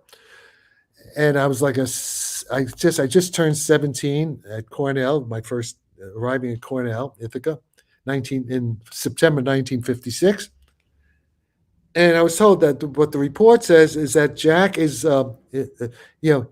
he's a little bit immature for his age. Well, I was about 17. But he's going to be like Isaac Newton's going to invent a new physics. That's what that report says. And I'm claiming that's exactly what happened. Okay, so I don't know. So this sounds like a science fiction story. It's all true. Everything's documented. So there we are. So and then so the point is, I'm a product of the military-industrial complex, connected with Roswell, connected with UFOs, connected with Phil Corso. I was sent to an Ivy League school. Then I was a National Defense Fellow at Brandeis for a while. I didn't like it. I quit. I was given a job with a CIA defense contractor. I said that they wanted me to stay. I didn't want to stay. Went back to Cornell. I was with Tommy Gold and all these guys, Herman Bondi. And then finally, because I like California, I wound up at UCSD La Jolla with Keith Bruckner and John. That was at Heisenberg's Institute in Munich. I was Her Majesty's Atomic Energy Research Establishment at Harwell, David Bohm at the University of London and Birkbeck College. And then with Abdus Salam invited me to Trieste back in the early 70s. And there's all this other stuff with SRI and the CIA and all. So the point is, Jack Sarfati is a product of oh yes, and I know the guys from MK Ultra. The guys. There's a whole other thing with Harold Chipman, the CIA. I am a CIA, DIA, what do you call it, Yankee Doodle Dandy product of this whole cover-up MK Ultra project. Andrea Paharic and Uri Geller. I mean, you just look back at it, it's so fucking obvious. It wasn't obvious to me. Now I could put it together into a coherent narrative. Okay. And plus, I had a contact experience with what said it was a computer and bought a spacecraft from the future, and it told me things were going to happen in the future, which happened. So that's the other part. Now, look, Gary Nolan says the same thing. Gary Nolan had weird experiences. And who else says it? Jim Simivan from the CIA, who's part of that, Chris Mellon group even. So Hal Puthoff, the same thing. These are the guys, the others who we may be fighting with each other. Nick Herbert. Metaphase time. Okay. So the point is this, guys. And I'm now also talking to the Central Intelligence Agency. See, here's the thing. Jack Sarfati has institutional memory. Jack Sarfati's 83 years old and remembers stuff from the 1940s, close to when Roswell happened, was actually being instructed and and interviewed by Army officers who I think is Phil Corso, connected with the Roswell thing. Oh, also, I forgot the other guy. One of my close associates just died.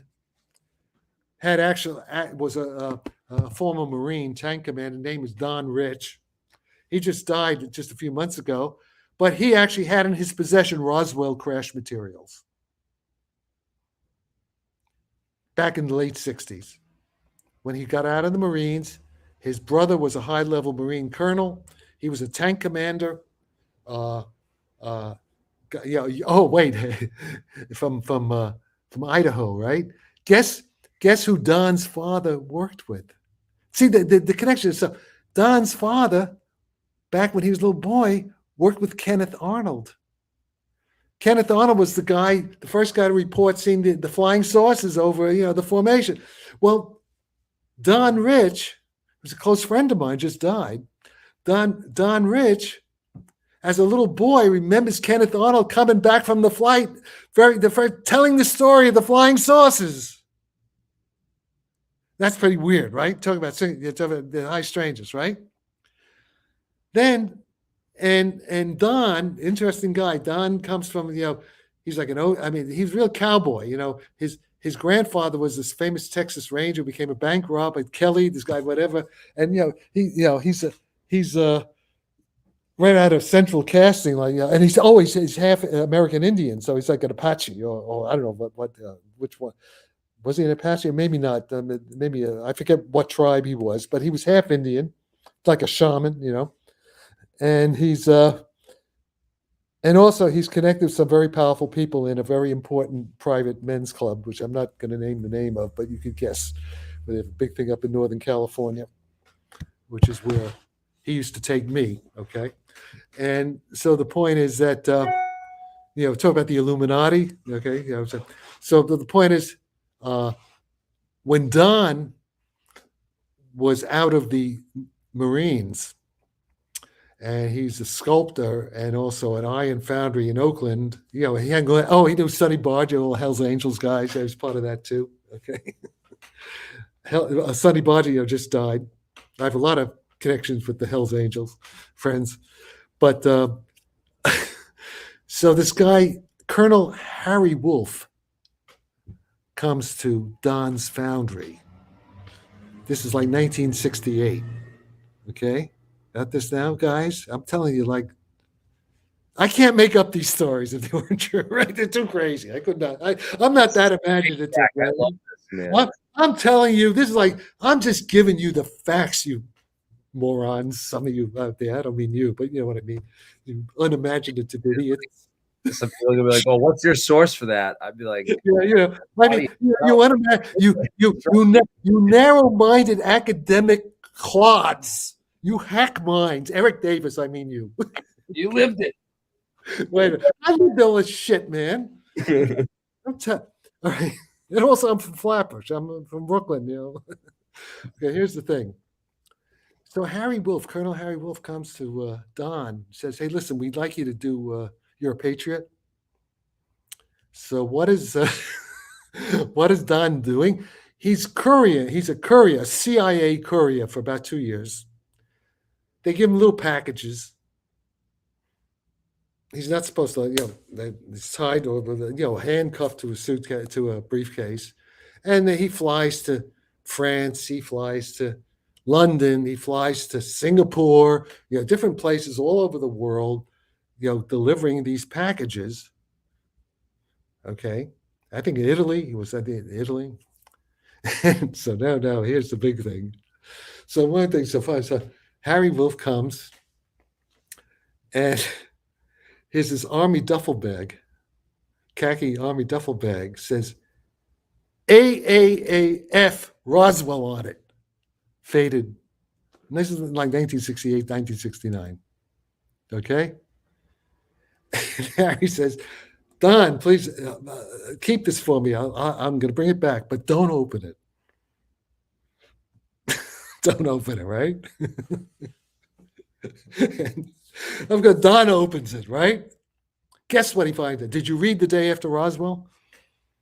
I couldn't make this up. I mean, I'm not making this. This is talks. We're sitting around the campfire in this northern California redwood forest retreat. This is Philip Corso's book you're talking about, right? Yeah. Yes, yes. And Don didn't know about it. I mean, he messed with Red Course, but Don takes out. You said it. This was in the '60s that this happened. 1968 or so, maybe 69.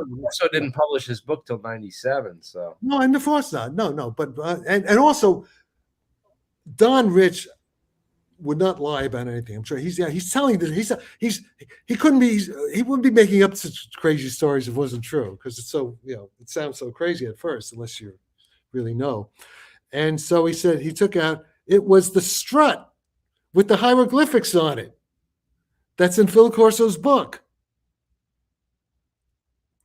And he actually had it. He was playing, and he said it was really weird because it was like it almost floated, like didn't weigh anything oddly.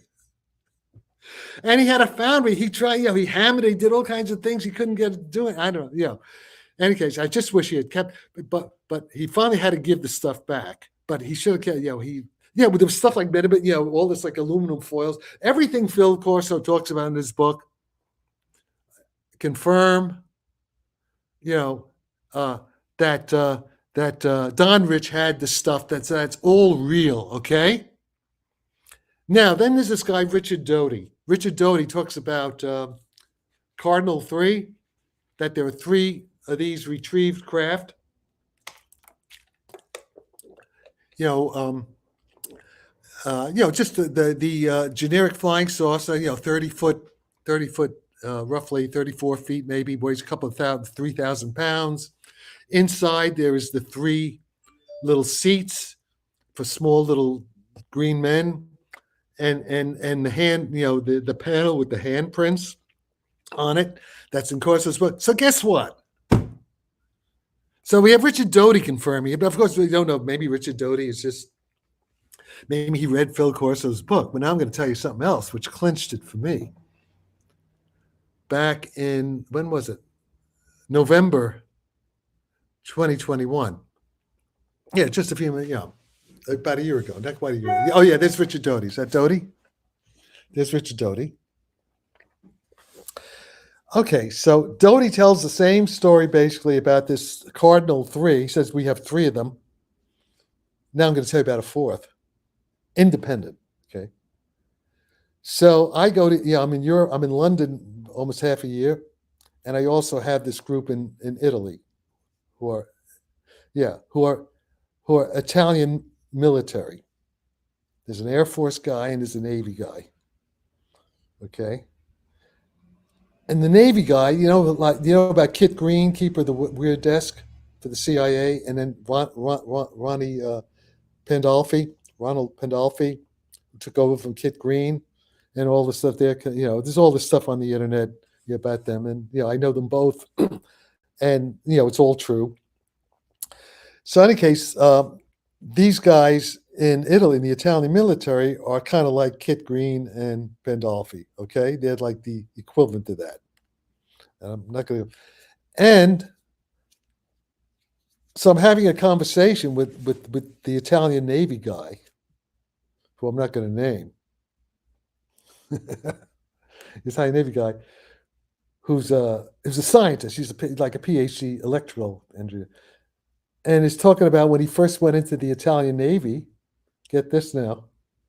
His first assignment, they took him to a NATO base, and guess what was there? A flying saucer.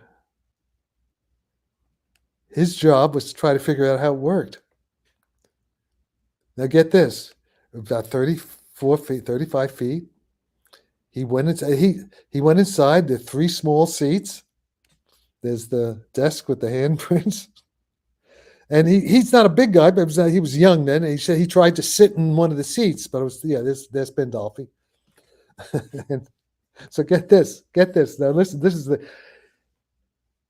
Italian Navy guy, and he's high up. He's high up in the Italian Navy, okay? Still, he's a technical guy, okay? guess what? He tells me everything. And I said to him, "Oh, this is just like Phil Corso. But this is what Phil Corso described." He never heard of Phil Corso. He never read The Day After Roswell. He didn't know Richard Doty. He's not bullshitting me because we're, okay. So this is independent corroboration. This is, there's Phil Corso. Yeah, that's the guy. He was younger then. That's right there. Well, no, go back to his younger picture. This guy when he's in uniform. Go back picture in uniform. The picture in uniform. There's a there. That's who I remember talking to me as a 10-year-old. That guy. I can't say 100%, but that's, as soon as I saw this picture, it rang childhood memory. It's a long time ago.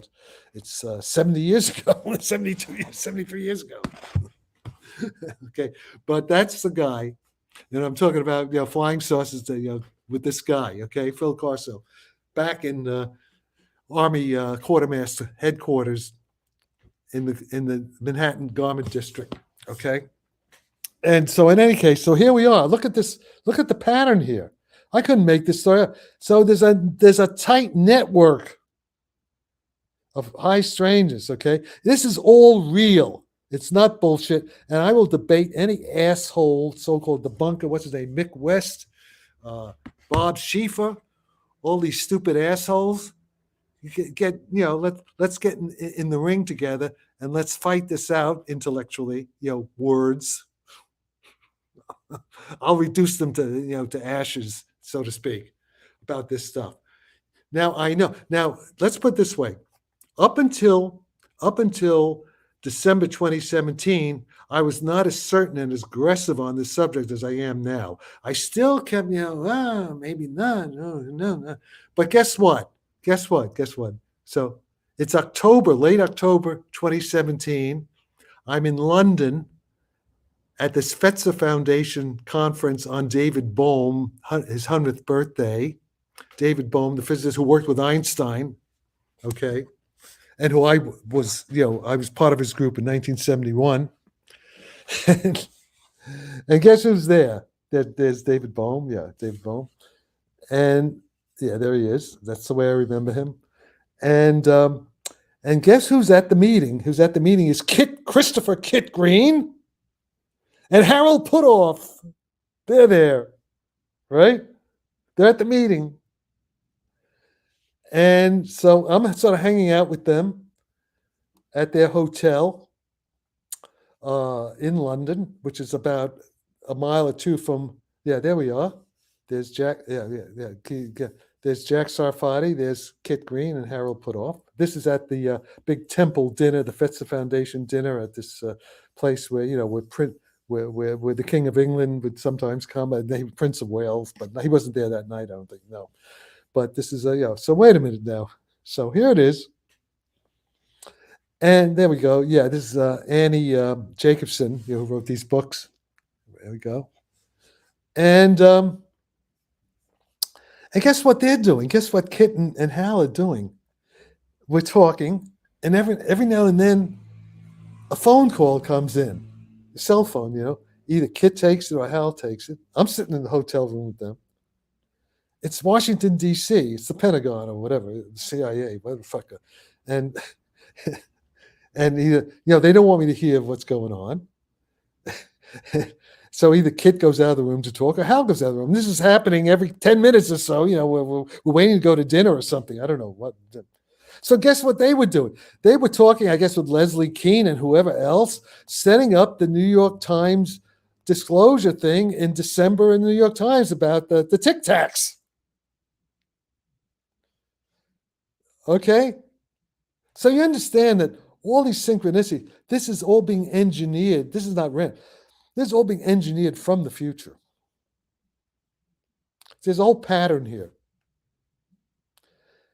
So the point is this.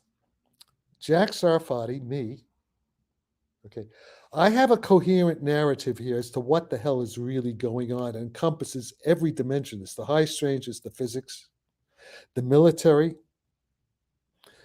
the threat assessment, See, the one thing I do agree with, I certainly agree with Chris Mellon and Louis Elizondo about the military threat.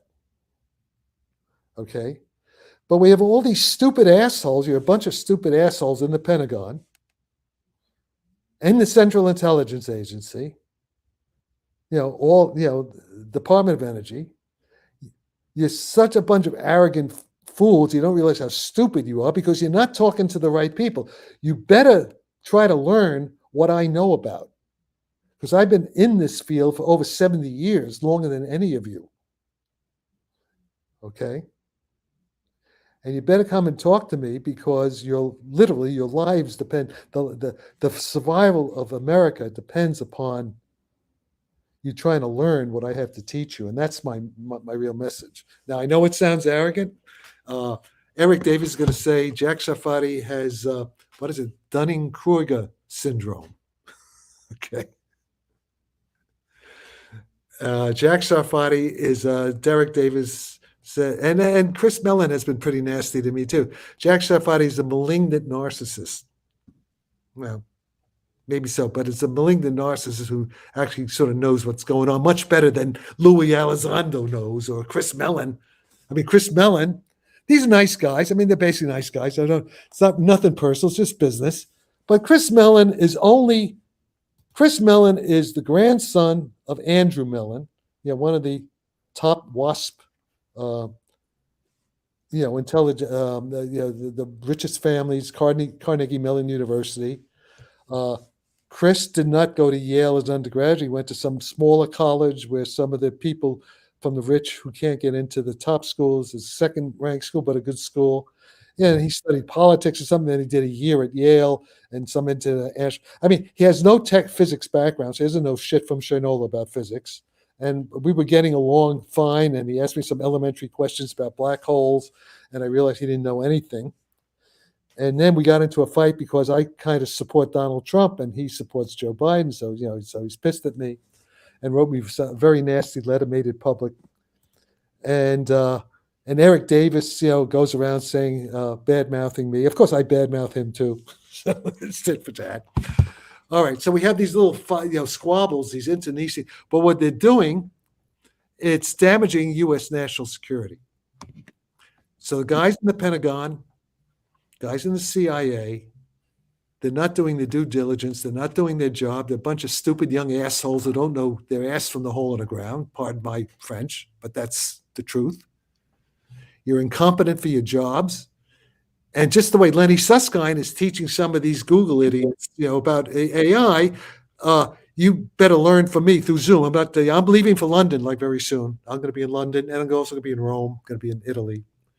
And of course, we may have World War III happening anyway, so we may all be dead. I'm going to be at ground zero in case Putin decides to nuke London like he threatens to do. He doesn't he's pissed off at London, but I'm going to be right there. So assuming that the UFOs don't prevent World War III, and assuming we're still alive, if you guys want to Zoom with me, you know where to find me. So that's it. I think, so that's all I have to say, unless you want to ask me something else. Yeah, Dunning-Kruger. Sarfati, I'm a Dunning-Kruger guy. You're at the peak of Mount Stupidity. Yeah. Yeah, like the peak. I've climbed the peaks of Mount Stupidity. That's a good one. I like that, Jerry. That's really good. Okay. Yeah. So no, Frank Condon effect was mentioned by Wheeler in an old paper from the 80s. About the stuff. Just let me look that. Let me refresh myself. But what was it? Quantum attention by body. I was doing a charge from one. Yeah, well, I don't see offhand how that helps, but maybe I have to think. How do you think that fits into anything? Because he mentions it at the same time with some of this squeeze state stuff in a paper that he published in the. No, who's he? Who are you talking about? John Archibald Wheeler. John Archibald Wheeler talks about squeeze states. Yeah, this Frank Conant's Glauber states in the Frank Conant's principle. There's an old paper by him about this. I would, well, yeah, anything, but I'd be interested to read it. If you send it to me, I'll definitely try to look at it. It was interesting. It's just another connection. I'm going to open it up for some questions. I had some people that wanted to join on. Yeah, I've been talking too much. Okay. We got some questions for you here because I want to open it up to the audience. I'm gonna bring we got Blake Cousins on from Third Phase of the Moon. Blake, you got a question for Jack? Hey, Jack. Hey, Jeremy, how you guys doing tonight? Good. Hey, you just texted me about they just took that logo down off the website. Yeah. Within about 60 seconds of me finding out, I saw that you were talking about it. And I'm like, well, let me just give Jeremy a heads up that they removed it. They removed it approximately an hour and a half ago, and it's gone. Why am I not surprised? You know what? know you know what I think may have happened? What may have happened is some Russian hacker or some Chinese hacker, or even Iranian hacker got in. It's interesting. Website, stuck it in there as a joke.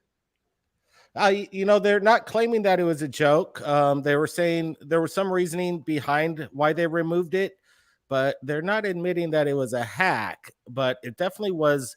We did a lot of work yesterday to find out if this website. I'm pretty sure somebody. Excuse me? Oh, nerd. I guess I'll get. That was it was too good to be true. No, it was a joke. It was a hack. I thought it was. As soon as I saw it, I thought it can't be real. No, Jack, you're stupid. No, it was a military.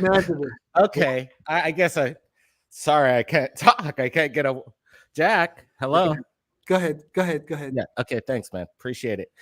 Again, last night we were looking to see if this were fake, and we noticed right away that it wasn't a .gov. But then when we looked at the .mil is a DoD website for their department to send and do correspondence and their websites, etc. And what we found out, it was definitely in their .mil, so they couldn't have faked it, but could it have been hacked? Well, this is a theory that you bring up, Jack, but right now at the moment we did a little bit more research, and they're not admitting that it was a hack. They did admit that they took it down, and maybe it's something that was in-house, and there was some discrepancies between whoever put it up. They're not really giving details, but they're not saying that it was a leak. Well, it was erroneously posted on an unofficial and incorrect logo. But then if you look at it and ask the question, erroneously posted and unofficial. So how it just, to me, I think that's one of these excuses that they're going to be putting out. Maybe somebody was trying to tell us something and then they took it off. It was probably just some mole, some UFO mole that's inside the office there, inside. Yeah, the guys in the military are, not as probably a little smarter than their bosses. So, okay. But it's just, it is interesting. You just got to think about it in the way disclosure may come forward or not. And we predicted yesterday when we're looking at this that this will be removed within 24 hours. Yeah. Basically like the government official pin that we broke about S4, and that's a whole different discussion. But it was an official government pin. I don't know what their point is with doing this, but I'm glad we caught it, and I'm glad I was shown at the beginning of the show while it was still up, and showed people how to get to those. Yeah, the whole thing of disclosure now is passe. I mean, the disclosure is here. It's been around for a long time. This, in my opinion, what we're looking at was it seemed that it was almost a preparation for a false alien attack, as some people think that may happen. And Uri Geller says it's going to happen, but of course, Carol Rosin said that. Carol Rosin, the final card, the last card. Yeah, Ron told her this and warned her about it too. Well, you want to know something? I hope it happens. You know why? I hope so too. I can't hurry up. You know why? Because otherwise we're gonna kill ourselves. Putin, this thing with Putin and Biden and NATO. I mean, well, but did you see what happened in Italy? See what's happening in Italy? Oh yeah. Oh, wait, I should talk about Italy. Do you see who's taken over in Italy? This Maloney. What's a Georgia? Is it Georgia Maloney? Who, the right wing now? She's like a female Trump. Has just taken over in Italy as prime minister. So there's a Is reaction. this a good thing or a bad thing? No, I think it's a good thing. I think it's a great thing. Interesting. Yeah, it's She's like Orban in Hungary. Like Orban in Hungary, and no, because it's and no, but you know what's going to happen in Germany, right? What's going to happen in Germany this winter? They're going to freeze. They're going to freeze. They won't have enough energy in Germany. I'm going to be in England at this time, but I think England. So is that still on the site, Jeremy, under .mil or? All right. Is that site? Nah, man, I screenshot. That's something. These are that's my a screenshot. Yeah. Oh yeah, no, that's old. Yeah. Is in my saved files, and I'm just showing the saved files. Yeah, see, it even has the port. I see the ports. Yeah, interesting. Yeah, Which I think represents that there's something piloting it, or some kind of humans. Most likely, if that's what they're trying to represent here. I think they're trying to drop some hints too. These might be quantum dots. No, they're supposed to be. Oh no, they could be like propulsion podules. Yeah, it could be. In my opinion, I think it's a viewing to look out a window. Obviously that's what it looks like. Yeah. Well, whatever it does. Yeah, it was just an artist. What about the blue beam on the triangular craft, making kind of a 45-degree angle? Go up a little bit, Jeremy, and follow the blue beam. Beam. What are you talking about? What? Oh, that. Yeah, you see the contrail? That. Look, go up to the top, Jeremy, of the logo, and you'll see the blue craft. And look at the arrow on the propulsion where it does its, almost 45-degree angle. Well, it pretty much. That's an interesting thing that we observed as well. And then somebody was saying this jet fighter seemed a little bit out of place, that it almost represents some kind of a military jet fighter from Russia. So that was some interesting speculation. See the red jet? Oh yeah, what? Yeah.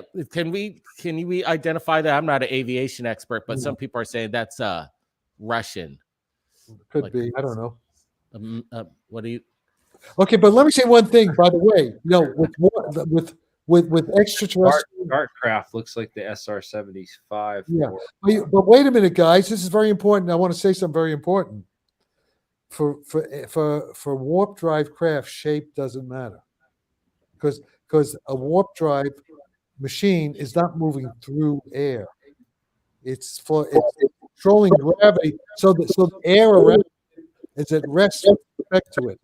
The immediate environment of it, it's all kind of moving together, so there's no friction. See, that's why it doesn't emit much heat. A little bit of heat, but not much. Well, it's leaving everything else in the dust, that's for sure. But it's interesting that no propulsion, any kind of indicator for propulsion around the UFO. There are no arrows or contrails.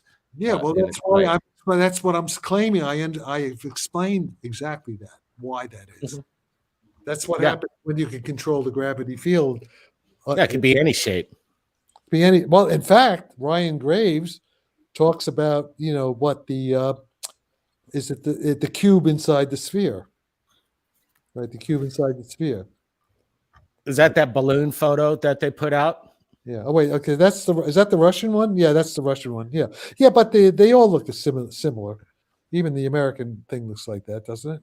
Yeah. Yeah, that's Russian for sure. That's yeah. So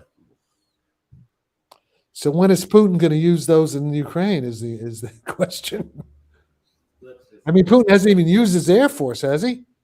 Has Putin used the air force in Ukraine? I don't think so. Not much. I think in the early stages they had some jets. Yeah, but not but helicopters. But that could have been their. Yeah, and Ukraine doesn't have an equivalent. Okay, any questions about the technology though, about the physics? Because who cares about the logo of these idiots? I think it's still interesting that it was up on a military website and then taken down.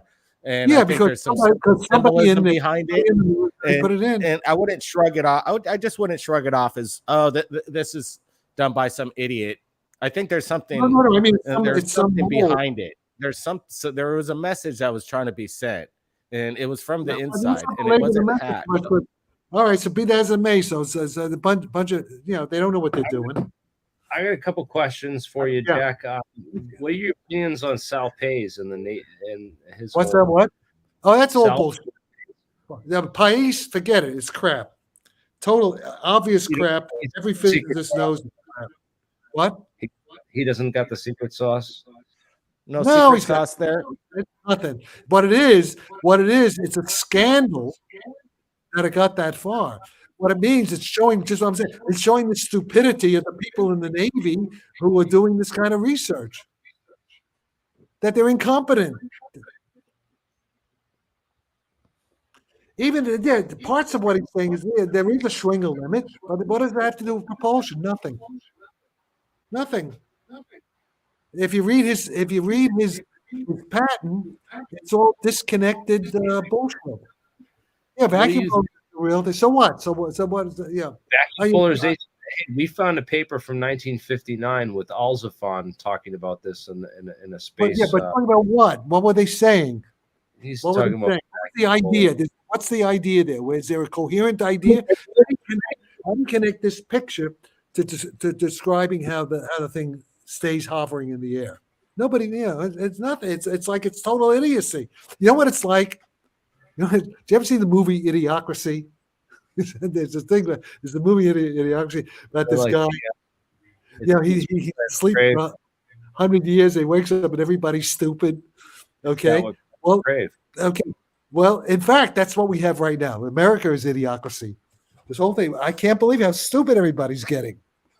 But, I mean, Idiocracy is supposed to be a science fiction movie, not a documentary. It's got what plants crave, though. Well, okay. So, okay, now all this stuff. Okay, all this stuff. Okay, let me say something. Bernie Haish was part of the group that I was part of with Joe Firmage. It was Hal Puthoff, Bernie Haish, myself, Larry Lemke, Creon Levitt, Saul Paulson, other people. We were all part of that group in 1999. And okay, now I actually am doing some work. Let's put it this way.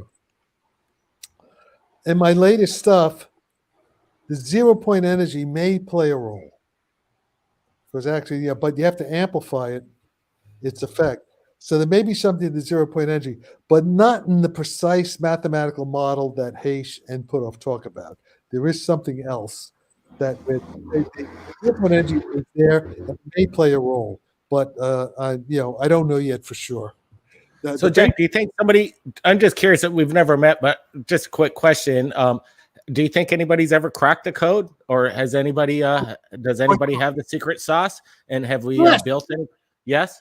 No. What do you mean? No, I have the secrets. What do you think I'm talking about? You got the machine. You got a prototype? No, now you're stupid. If you say you got a prototype, I'm a theoretical physicist. I write equations. Do I have a prototype? Yeah. Do I have $20 billion and 5,000 scientists to work on to get a prototype like the Manhattan Project? Because you have to understand this. You don't understand anything. If you say that, it shows that you have a very primitive mind. You don't understand how science works. First, you have to have an idea. You have to have the correct idea. And then to convert that, that's what theorists do. You have to have Is there any? Yeah, I get it. We're friends with people that have a lot of money, people that sit on the head of the Smithsonian. I don't care. They're all stupid. I get it. Elon Musk is smart in certain ways, but when it comes to this, but he's got money. But he's got the money. So what would it take? They just need a little bit of an example. Anything that should. No, they're stupid. If they needed what, they expect me to. Are they just going to take your word for it, or can you show them anything specific that you've done a breakthrough? Yeah, because if they have any brains at all, if they understand some theoretical physics, that I could show them. Yes, but the point is, okay, look, I just had an experience. We just had a guy. I'm not going to mention his name. Okay, we just had a guy who I was introduced to actually put some money into this thing.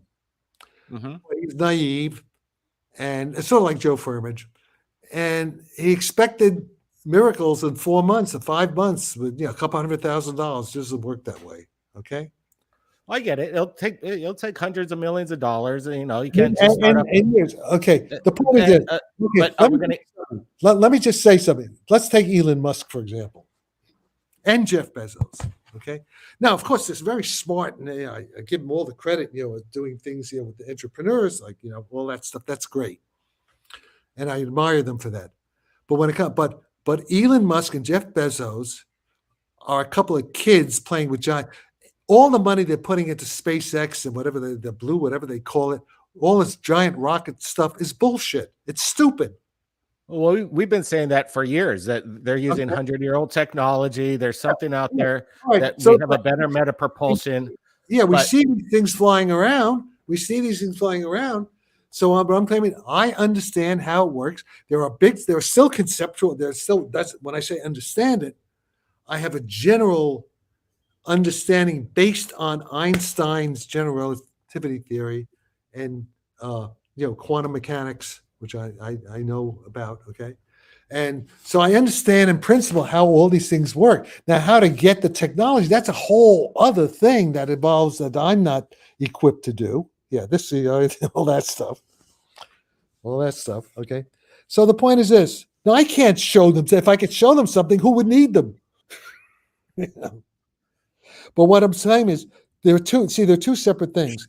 Elon Musk and all these guys, they're missing the boat, Apple, because they could be having conscious machines, as conscious the way we are, in which also when we die, like the movie Transcendence, you can upload conscious experiences in your dying body, put it into the cloud, then you could download them into either a clone of yourself or some kind of robot, like Avatar, like that what was that movie, Avatar? All that is possible now. So we're talking about virtual immortality. So these guys just got to get off their ass and try to learn some, what I'm trying to tell them. Otherwise, I don't care. What do I care? True. It's I'm just there's nothing. I'm not trying to go either way. I'm just trying to have a conversation because that's what our physicist friends on who you call stupid on the other side, and all these people that have had their careers and worked hard, but they have that mentality where they want a prototype, or they want some kind of design. They want a prototype. As soon as they say want a prototype, goodbye. Or some kind of equation, or a plan. Well, I have the equation. I have. Oh, you want to know what the prototype is? Yeah, I have a prototype. It's called the Tic Tac. It's called the Tic Tac. But what is it?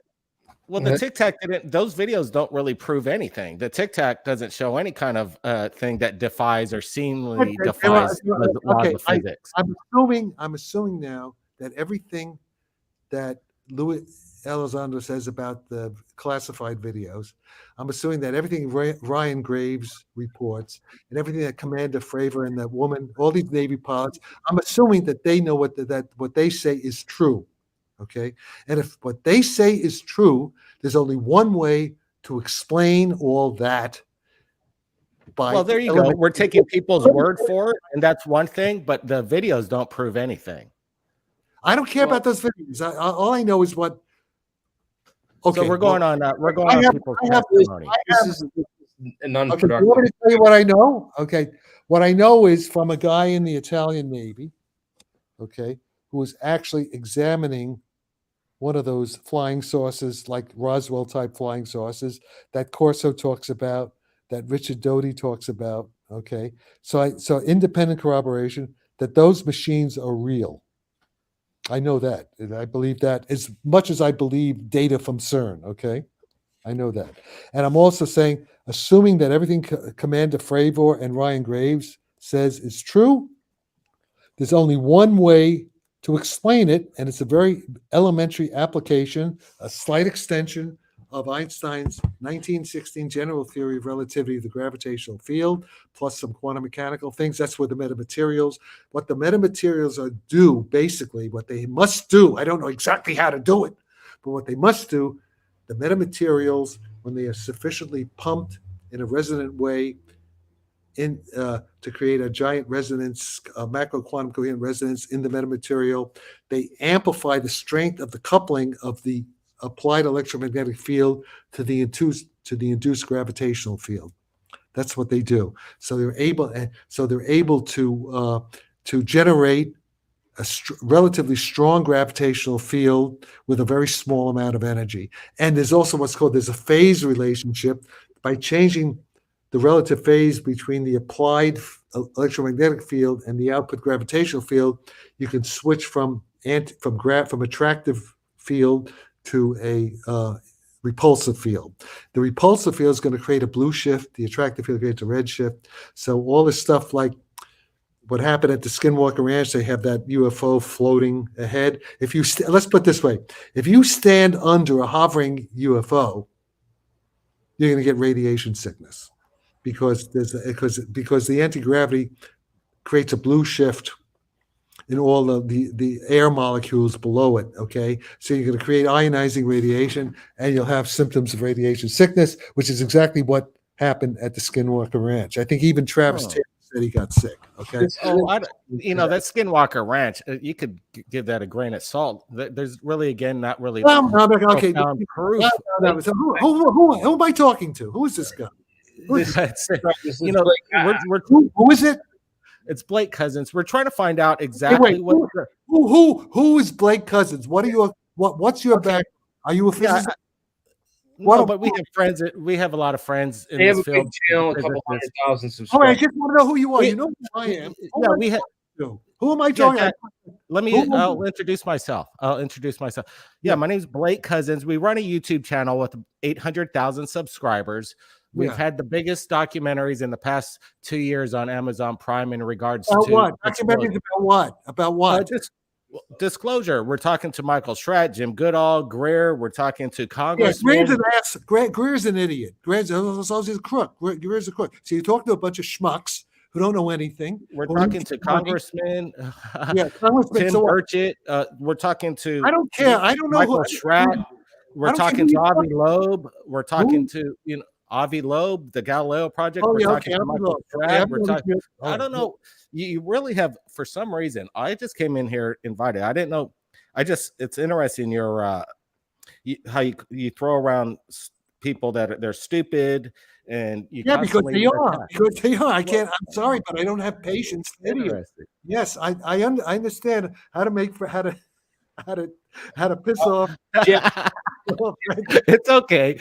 I could say it's no big deal, but the point is, I don't mind it. It's a healthy discussion here. Yeah, We're having a good discussion. It's fine. Yeah. Okay, Blake. The point is this: have you ever taken a physics course? No, I haven't. Okay. Have you ever had? What mathematics do you know? I got up to algebra 2. That's about it. All right. So let me a little trig geometry. Okay. Now listen to me. Okay. Listen to me. This whole disclosure, everything that's happening with UFOs, it's all a physics mathematical problem, okay? And if you don't know the language, you'll never understand what's going on. You're gonna have to just take my word for the word. We try to water it down, but it's just interesting. As a physicist, you're throwing out facts with Skinwalker Ranch, and I find that interesting.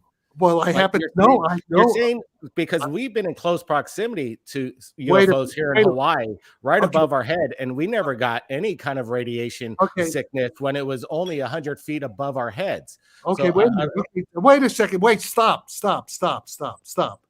Okay, I stopped. But let's go back over this in detail. Tell me now what you claim happened.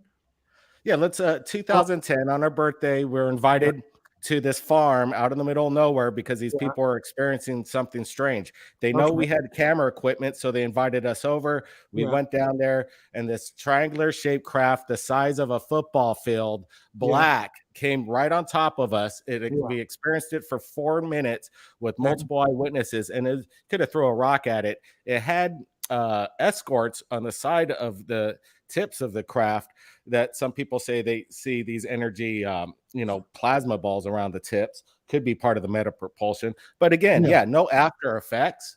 But again, wait a minute. You have to stand. Okay, now wait a minute. First of all, did you have any photographic evidence of this? Yeah, we it's 2010. We filmed it. You're only going to see 3 white dots. It was hard to film at night, but was it night? The video, it was at night. Yes. It was a But it night. was under a full moon, and we could see it clearly. Multiple eyewitnesses.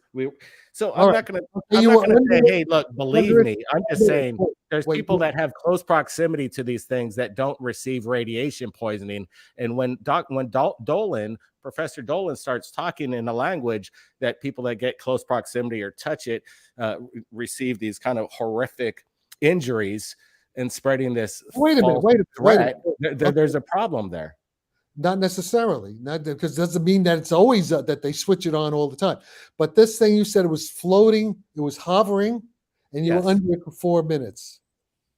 It lasted for approximately 4 to 5 minutes as it came down right over our heads and slowly drifted approximately 100 feet into the direction of Waipio Valley on the coast. Okay, on well, the it may not have been, and it may have been a. How do you know it wasn't like a dirigible, a lighter than aircraft? You don't know if it was in warp drive. Yeah, I don't know the propulsion that it was using. If it was a warp drive, it would have done these effects. And Why do we need warp? Why do we call it? Where does warp drive come in? I have a question for Jack. Jack. You don't know anything, but you ask a question. It shows you don't know anything. You don't know. You know nothing. Why are we bringing up warp drive? I never. Because that's the only way to explain the Tic Tac. Okay, did you get that slide? But the problem is with the Tic Tac, there's no evidence that we have that it even did performing what it said it did. Okay, let's put it this way. And let's just say if it did, then I'm thinking that it's man-made. Somebody cracked the code. Hey, you know what? You're a schmuck. Yeah, you mean well. You're a nice guy, but so what do you think it is? ET, or do you think it's man-made? I'm just curious. What? I'm thinking they're man-made, developed. I don't care what you think, because it doesn't matter what you think, because you don't know anything. I'm just asking you. Do you think it's ET or man-made? I'm just asking you a simple question. It depends what I mean by man. I think they're coming. Is the Tic Tac manufactured by man, or is it ET in nature? Well, wait a minute. You see, you don't even have to. Can you answer the question? No, because your question is stupid. You haven't phrased it properly. It's not a stupid question. It's a simple question. No, it is a stupid question. Let me explain why. Do you think it's man-made, or do you think it's foreign, otherworldly? If you just shut up and let me explain something to you, okay? Depends what you mean by man-made. Man-made when? When man-made? So you think future brought back? This gets into my next question, Blake, and please let me get this out before you cut me off, because this is I wanted to ask him about, because they had posted this online. I saw Jack, you had commented on this, and Oak Shannon had said this in this interview, and I'm going to play this clip real quick for everybody in the audience. This is about everyone at Los Alamos. He claims that all the physicists at Los Alamos were looking at this UFO stuff back in the 70s. Yeah. And that they had all concluded that this was interdimensional. I'm going to play this clip. Yeah, no, I think that's wrong. Yeah, I know. I heard that. I heard him talk. Yeah, listen, I believe their observations. Yeah, I think they saw what they saw. But this theory, late 80s at the latest. Whatever it was. Is this live? Is he live? Is he there? No, no, he's not live. I'm just playing this clip that he said this. They're interdimensional right here at about 17. Yeah, he's talking about the higher. I don't believe they're interdimensional. I don't think you don't need that. That's too complicated. It's a lot simpler than that. All you need is 4 dimensions of space. 3 dimensions of space, 1 dimension of time. All you need is traditional theory, and everything is explained by controlling the curvature field in 3 space dimensions and 1 time dimension. Controlling with small amounts of energy, you explain everything. And it's very simple. You don't need any hyperdimensional. You don't need string theory, any of this bullshit stuff that they throw out. It's actually very elementary physics. But unless you've learned physics at a certain level, you just have to take my word for it. Because there's no way. I mean, this guy, whatever his name is, Blake Cousins, he's a video guy. He doesn't know anything. And I don't doubt he saw this thing, but it doesn't disprove anything I'm saying. And when he says Skinwalker Ranch didn't happen, but that's stupid. I'm not saying it didn't happen. I'm just saying their evidence isn't very compelling. And you're saying that it's fact, like when the UFO was over Skinwalker Ranch. Their evidence isn't compelling. Okay, let's put it this way. Eric Davis and Jacques Vallée are right now guys I'm fighting with. Okay. Yeah, I don't agree with. What about Jack Wait, Valet? Did you ask wait. him about those? No, you're Did you not ask letting him me about finish. the CIA documents that he has in regards to the fake alien invasions that they were doing in South America? I Ask him. don't know what If you- you're running. You're not. Your mind is scattered. You don't have a focused mind. I'm trying to say something here, and you're not hearing me. And you're going off. Well, I'm just. Hey, if you have a problem with Jack Valet, I also do too. So I think we're on the same page on a few things. No. Wait a minute. You didn't let me finish the damn sentence. You don't know what I'm going to say about Jacques Vallée. Okay. Jacques Vallée.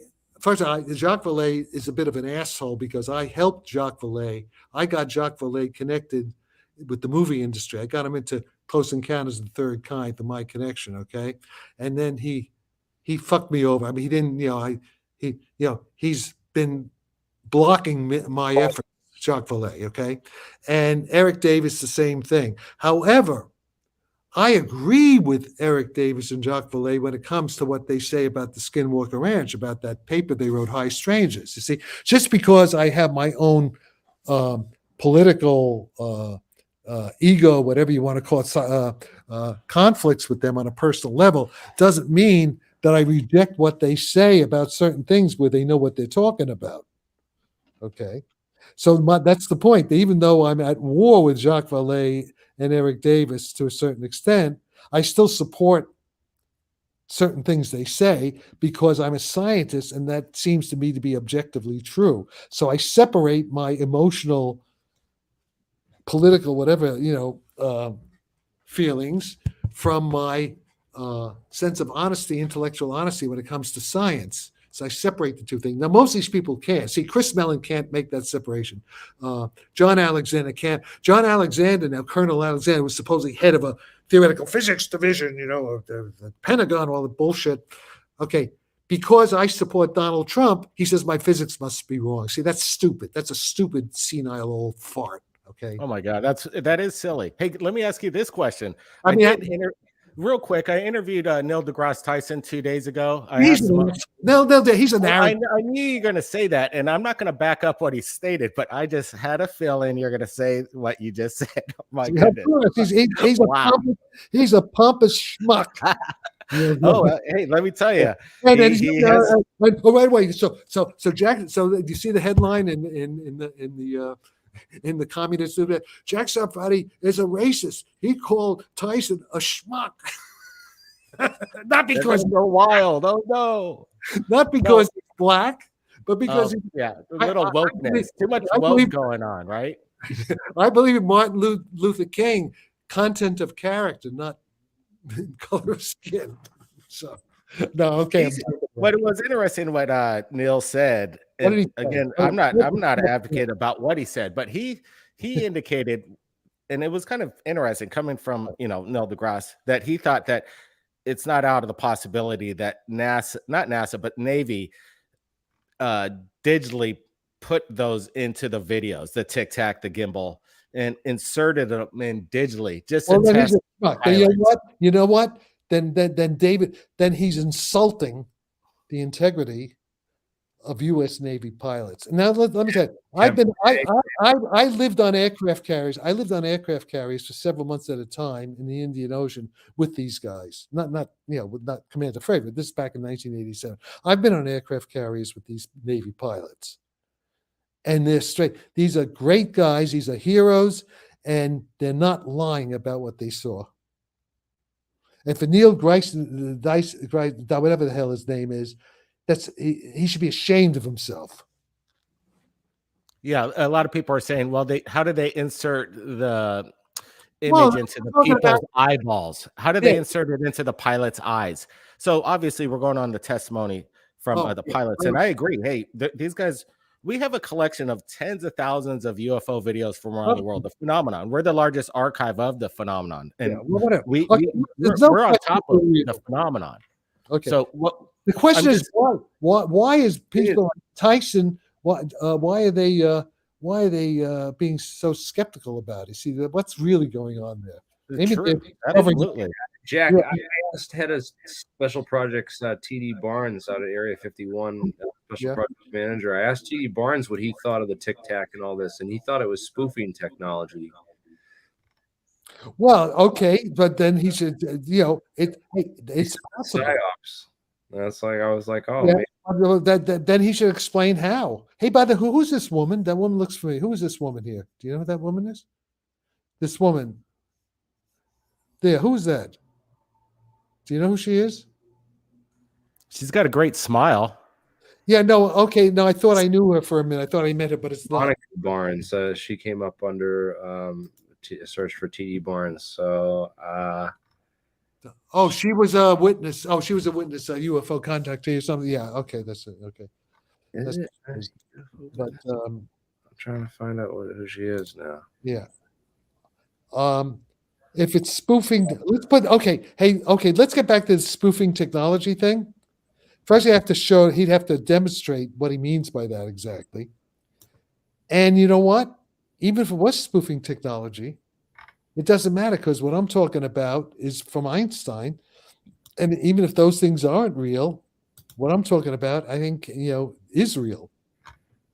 But, okay. I mean, but as somebody else said, there's so many thousands of reports throughout, centuries, that there's no question to me that it's real.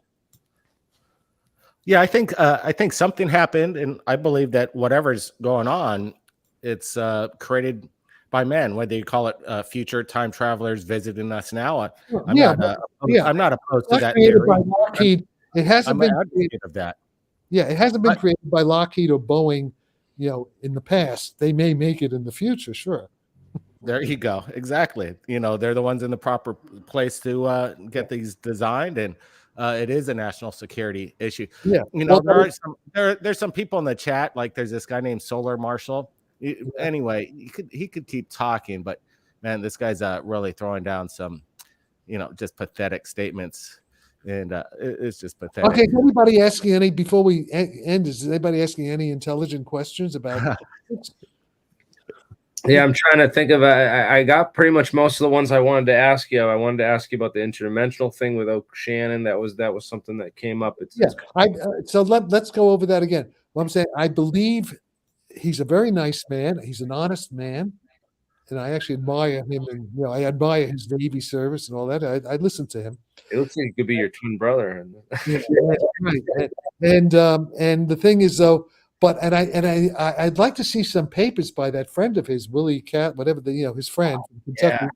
I'd like to see the papers, and I understand that I understand the model is plausible. The flatland analogy but it's not needed. It's a the whole idea, the information theory on the surface of that black hole is that at the surface of the black hole, it's all reduced to two dimensions. That flatland theory. So it's this kind of idea that we don't necessarily. I don't know why he mixes this need for extra dimensions above 3 when he's going down to 2 dimensions. But he was saying that there's a fifth. I understand what he meant there. If you read Flatland. I understand the idea. The idea is not stupid, but I don't think it's. The idea, the model is sort of like Copernican. Yeah, it might explain certain things qualitatively. I understand where he's coming from. It's not a stupid idea. What I'm saying is it's an unnecessary idea. It's too complicated. I can do the same thing with less. I could do what he needs 5 dimensions. I could do it in 4. The same thing. So you take the simplest theory. I'm not saying it's theory stupid. It's not stupid, but you don't need what? You don't need you don't need the 5 dimensions. I don't need I can accomplish. I can explain the same weird stuff that he does explain. 5. I could do it with less. So the idea is when you have 2 theories explaining the same thing, you always want to choose the one with the fewest assumptions, the simplest one. Right, that's just a way of, Hey, Jack.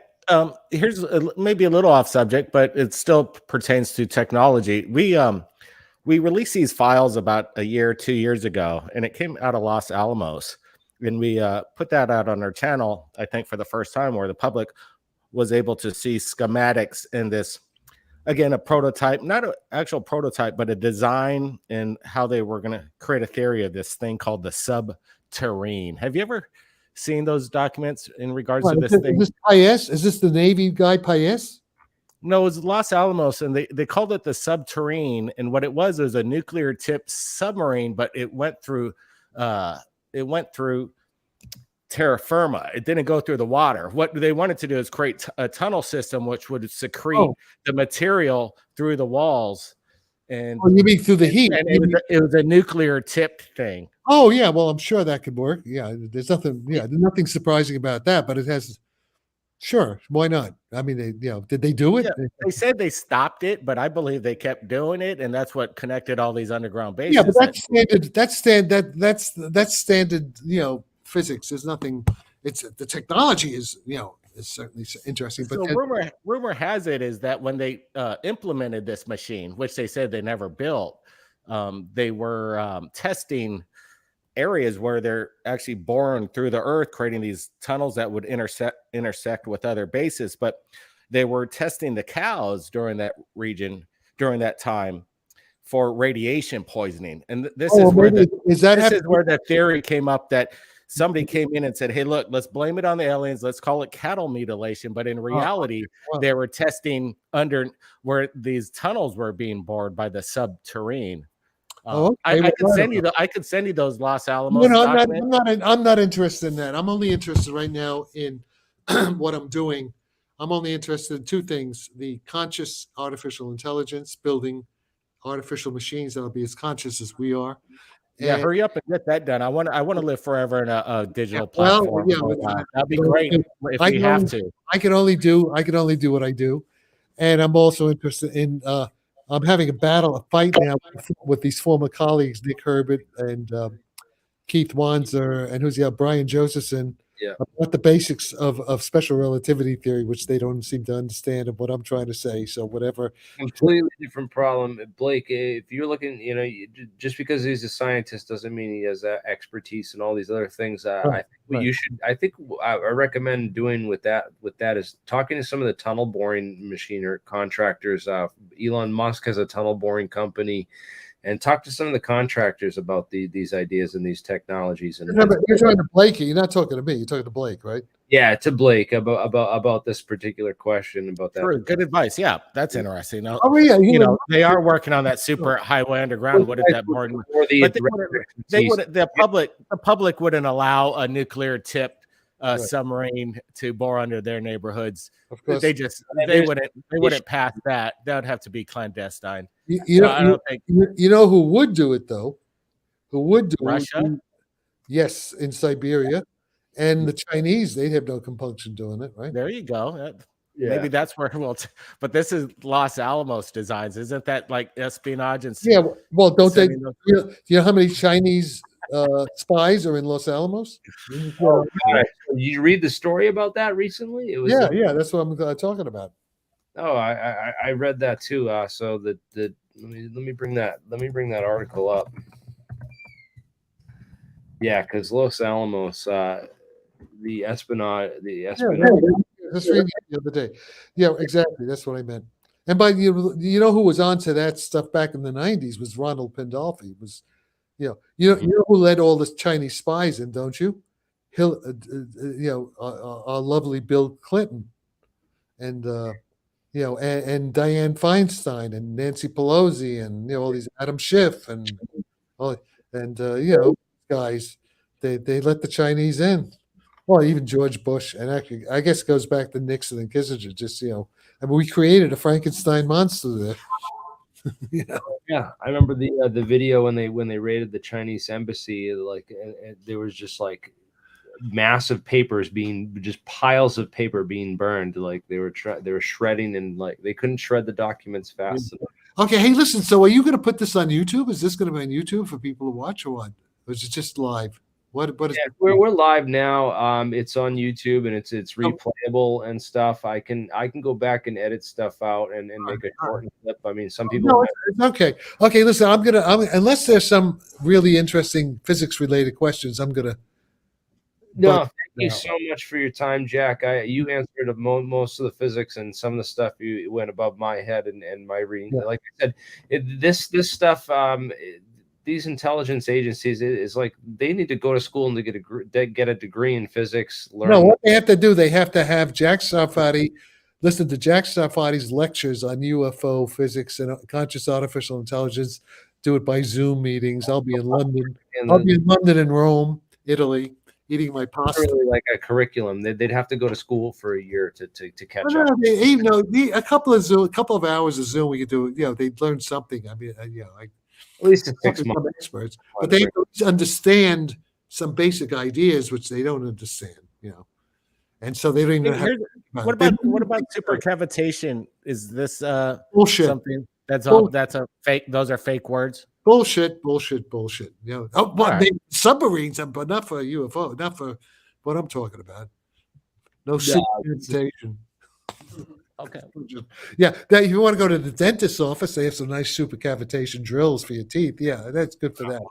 What about like the transmedium? They have transmedium. Yeah, well, okay. I don't. The transmedium is something which I'm not rejecting it. That's the one. The pilot said they saw it come out of the water. So yeah, the water's different. The water I know. I know a lot about the water stuff. The water's very real.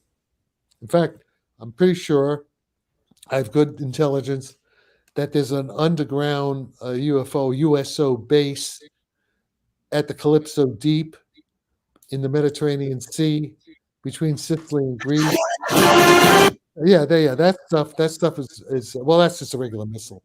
But I'm talking about a UFO. I'm talking about what I'm talking about, and that there's some kind of alien or time traveler from the future base 17,000 feet under the ocean. I mean, under the Mediterranean Sea. But look up the Calypso Deep. Look up where the Calypso Deep is. Yeah, that kind of stuff. That's all very real. Because I have a friend in the Italian Navy who's in charge of those investigations for the Italian Navy who tells me they're real.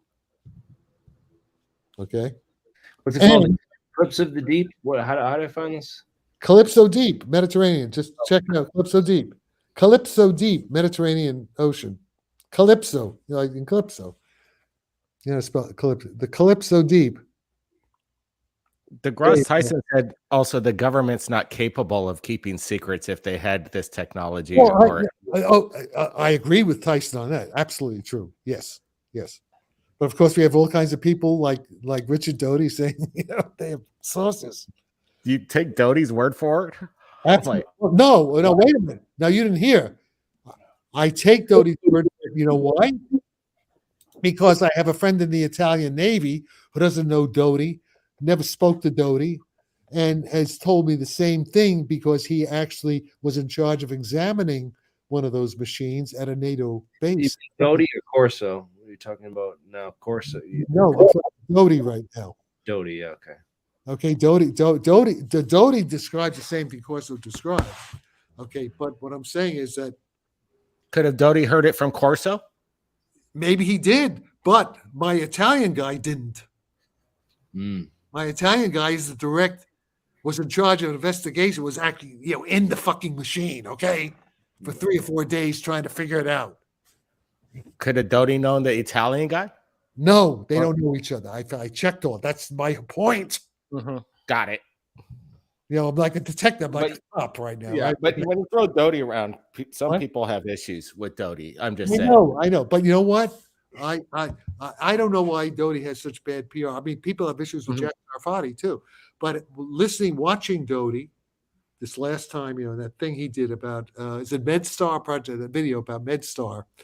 And then because Doty says everything that my Italian Navy guy told me quite independently, Doty says he knows of 3. They call them the Cardinal 1, Cardinal 2, Cardinal 3. Well, I know about Cardinal 4. They don't call it Cardinal 4, but I know about a 4th.